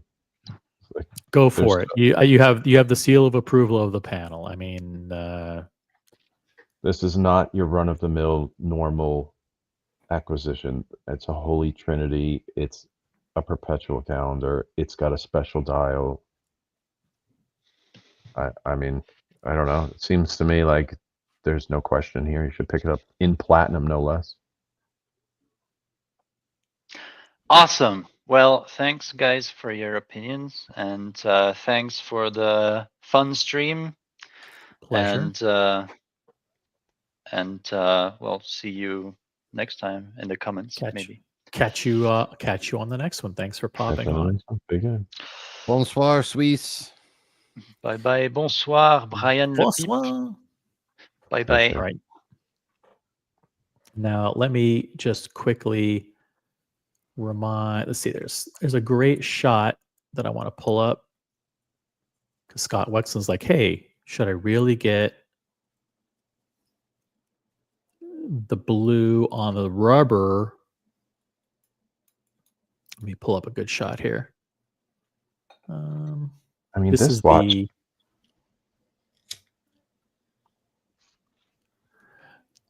I'm gonna pull up a really artsy looking photo.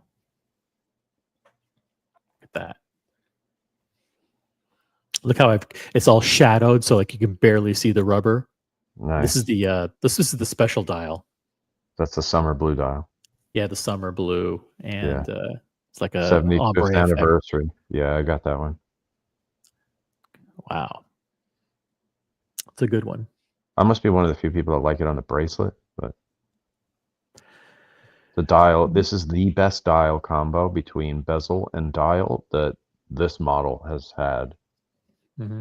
I would say maybe ever. Let's do it on the regular blue, just so we're not unbiased. Let me see here. Oh no, we're biased. We're biased. I'm biased. I bought it. So count me out as an opinion, but I thought this was the best they made. And a solid case back. Pretty cool. Yeah. Let It's me got see. Poseidon. Yeah, mine. Let's pull up the regular blue, not on a rubber B strap. We don't want to do that. There's a lot of third-party people that make rubber for this. Yeah. You want the original. Here's a great photo.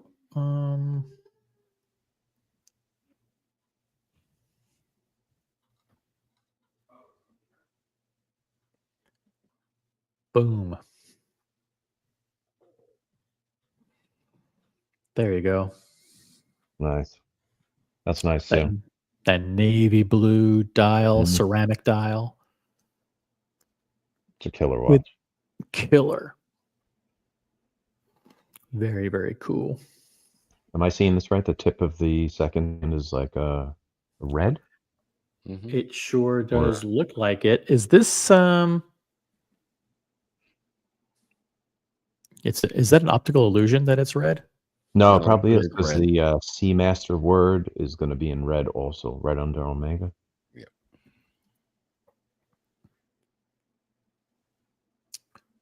Yeah, this is I don't know, one of the coolest watches. I know some people are thinking, hey, I prefer the non-laser etched ceramic dial, and I wanted the original either flat, whereas a guilloche pattern that was a little more, I guess, hand done. But this thing is cool. This is a cool watch. Yep. And it can be yours for the low, extremely affordable price of $5,900. Yeah, it has the red tipped lollipop. Goes with the Seamaster in red. See, this picture doesn't help you. The last picture looked great. This one is kind of muted. Boom. I wear this one way more than I wear the Sea Dweller.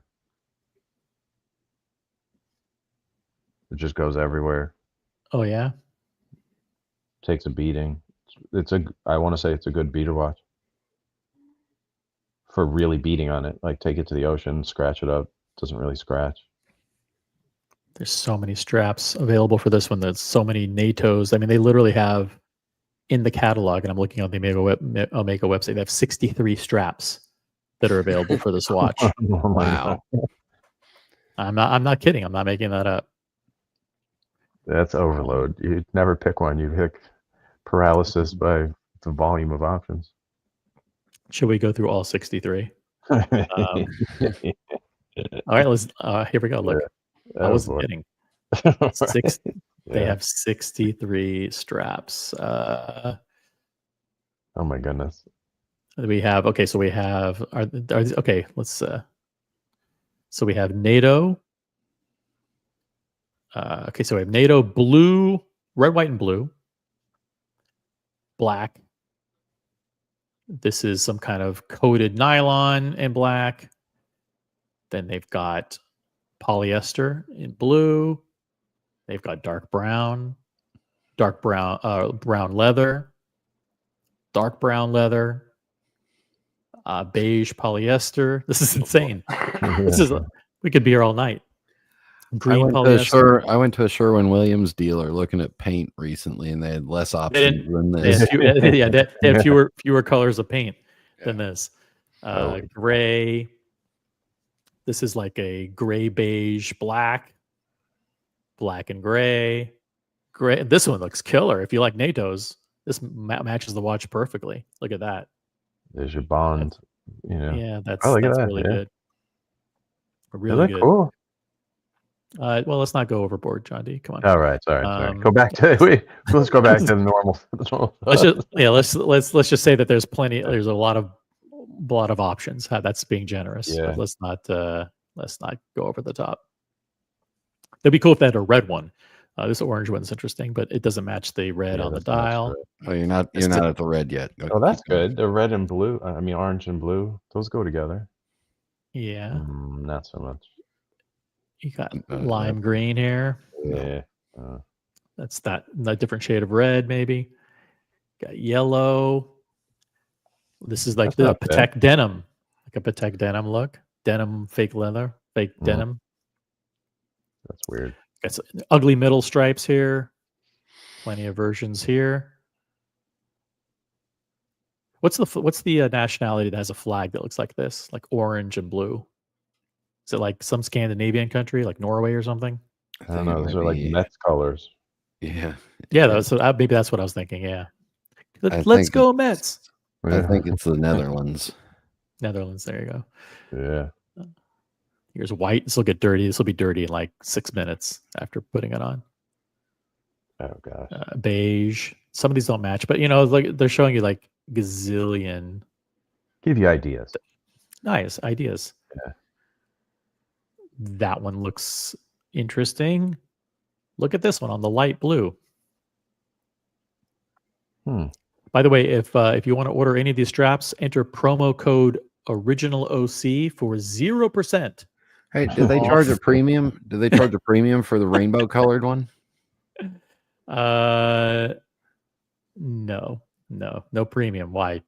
Oh, I thought everything rainbow on watches was a premium price. Yeah. And then you're getting some really funky designs. A promo code original OC actually won't work, so it'll give you 0% off your purchase of any. The nice thing about this 63 options is that you get to think about which colors you would rather have it on rubber. Yeah, they don't show any of the rubber. I guess you get your nationality. There you go. Get all these things. Let's see. All right. Well, listen. Good show. Good show. Thanks for jumping on. Thanks to Brian the Pipe, John D, and especially Peruka for jumping on and hanging out with us. Very cool. Are upvote the live stream on your way out, and make sure you're subscribed.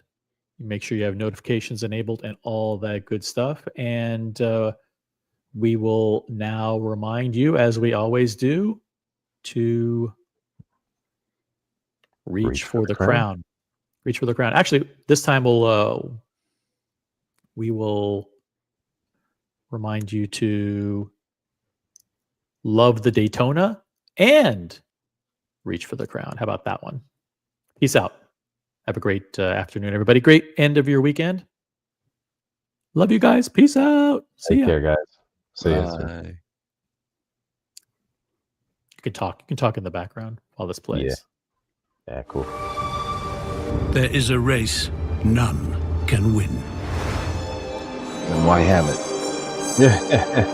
No matter your skill or execution. I think I might go for one of these Ladies and next. gentlemen, start your engines.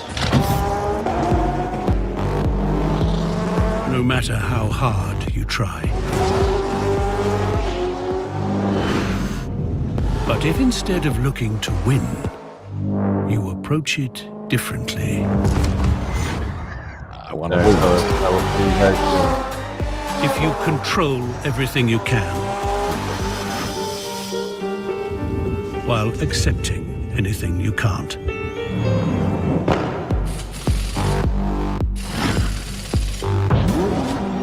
If you disregard any and all opposition, focusing solely on your own way. If, whenever you need to, you don't hesitate to restart the clock. And leave to others the counting of its seconds. You may come to realize that, actually, it never was a race to begin with. And if it isn't a race, then you have nothing to lose and everything to gain. The Cosmograph Daytona.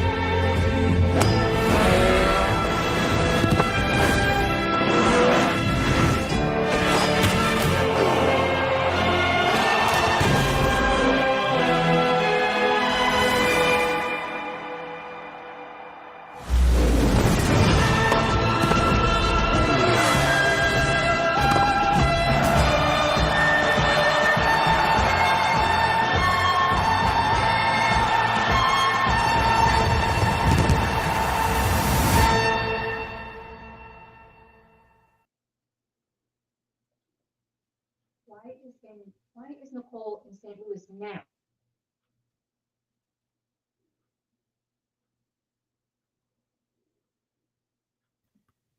Should we just keep the show going and see who sticks around?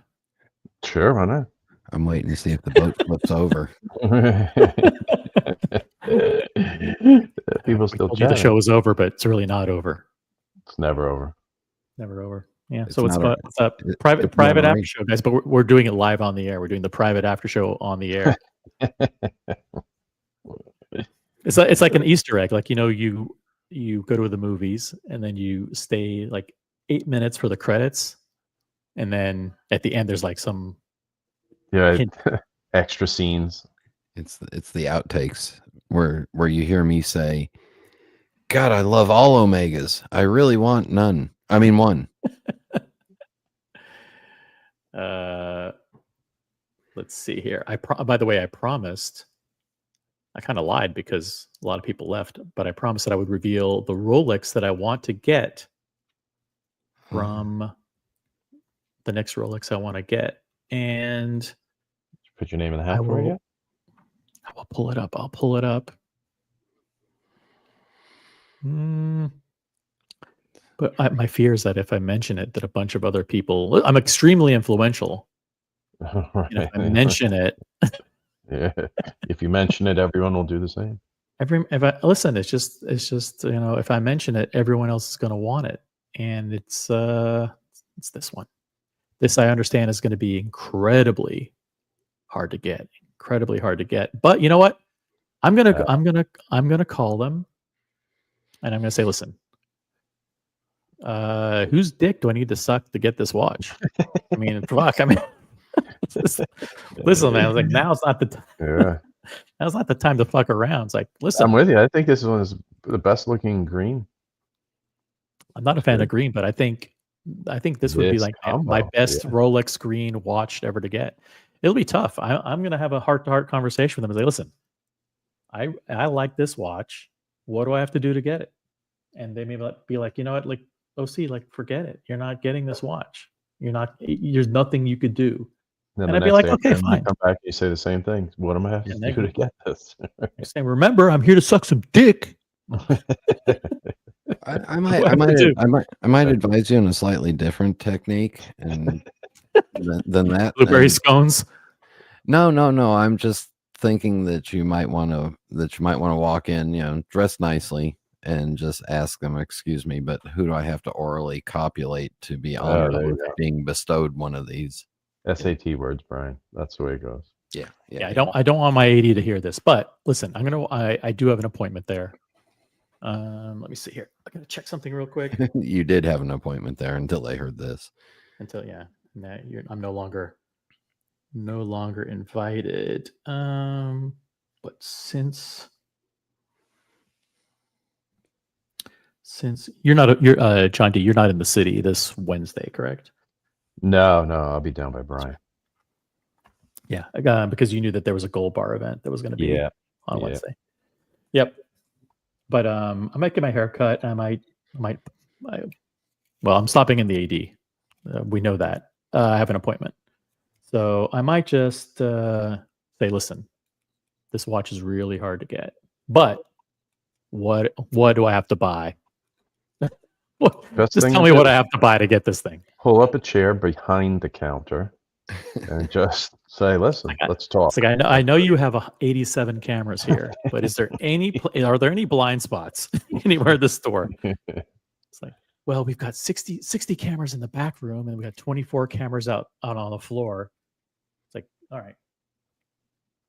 But listen, I think this thing is insane. I think this is one of the most elegant and flashy and opulent. There's so many ways to describe this. I was at an AD and I looked at this, and one of my sales associates said, I wouldn't even think that you would like this. This is very Miami. This is very blingy. I said, yeah, I see that, but I also see like that I almost want to say tasteful.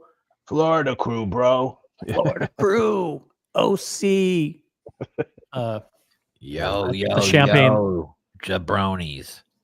The champagne. I like the champagne dial. The champagne subdials, I think, add a little bit of elegance. I agree. Yeah, and they're solid. If you get the Panda are just rings, and I'm not a big fan of the black rings with the white. Solid sub-registers to me just look nicer.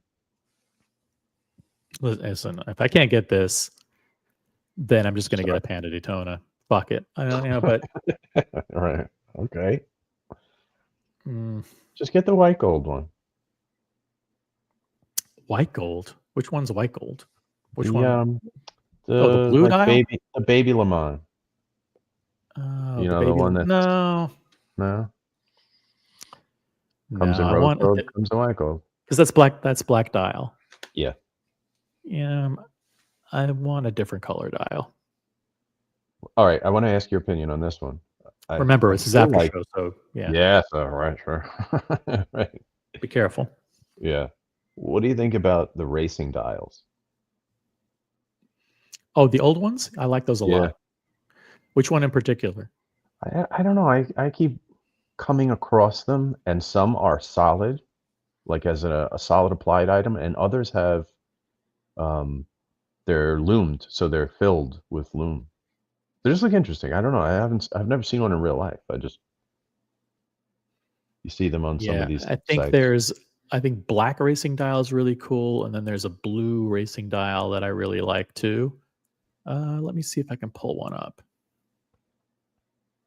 I saw one that's in Motion in Time has a website, and they've got a yellow gold with blue dial, and the racing dial version. And I've never seen it before. I've never seen anyone wear it. Full yellow gold? Yeah, it was full yellow gold with a very bright blue. Had a blue dial, but it was the racing configuration with all the Arabics. Let me. I just don't know anyone that's had one, so I couldn't even, I haven't come across one in the wild. So maybe you guys have.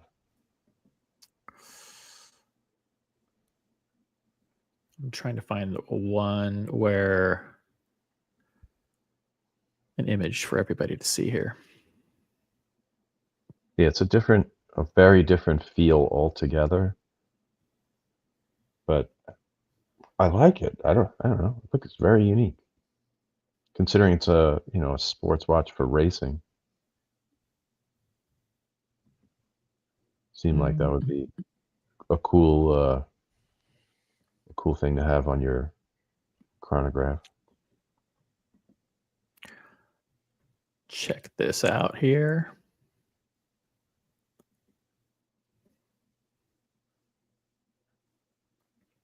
Yeah, it's got red accents.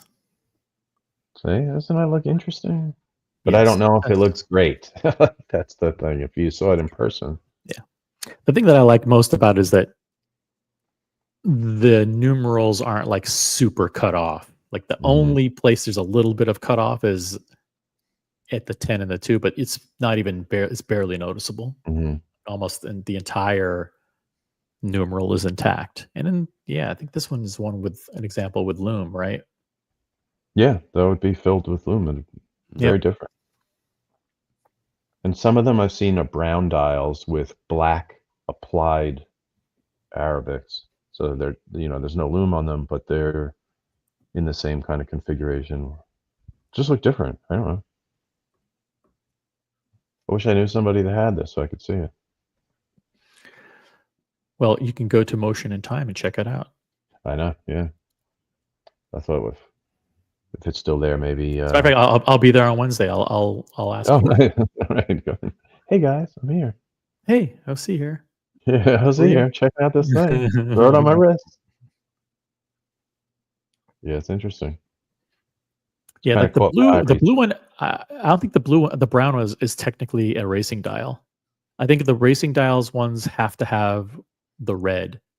Like there's a Maserati blue. Yeah, I think they're only blue and black. I may be mistaken. Okay. Let's see here. Yeah, I was on Chrono looking at them, and I found at least one or two. Some of them even came on leather. So I'm going to guess these are, I don't know, unique off catalog maybe, or something like that. They're just older. Oh, just super old? It was back before they printed up a catalog. Right. Maybe they have Zenith movements in it. That's how old they are. It turned sideways. Question for the panel. Do you prefer numerals or sticks for a chronograph? Ooh. Chronograph. Right. What chronographs do you actually own? Don't they have sticks? Yeah, Daytona? I mean mine have sticks. Sticks, right? Yeah. I'd have to go look. It's not like we actually use these chronographs to time anything. Yeah. So I do. You know, I think I only have one with Arabics. Now Maybe, you got maybe someone.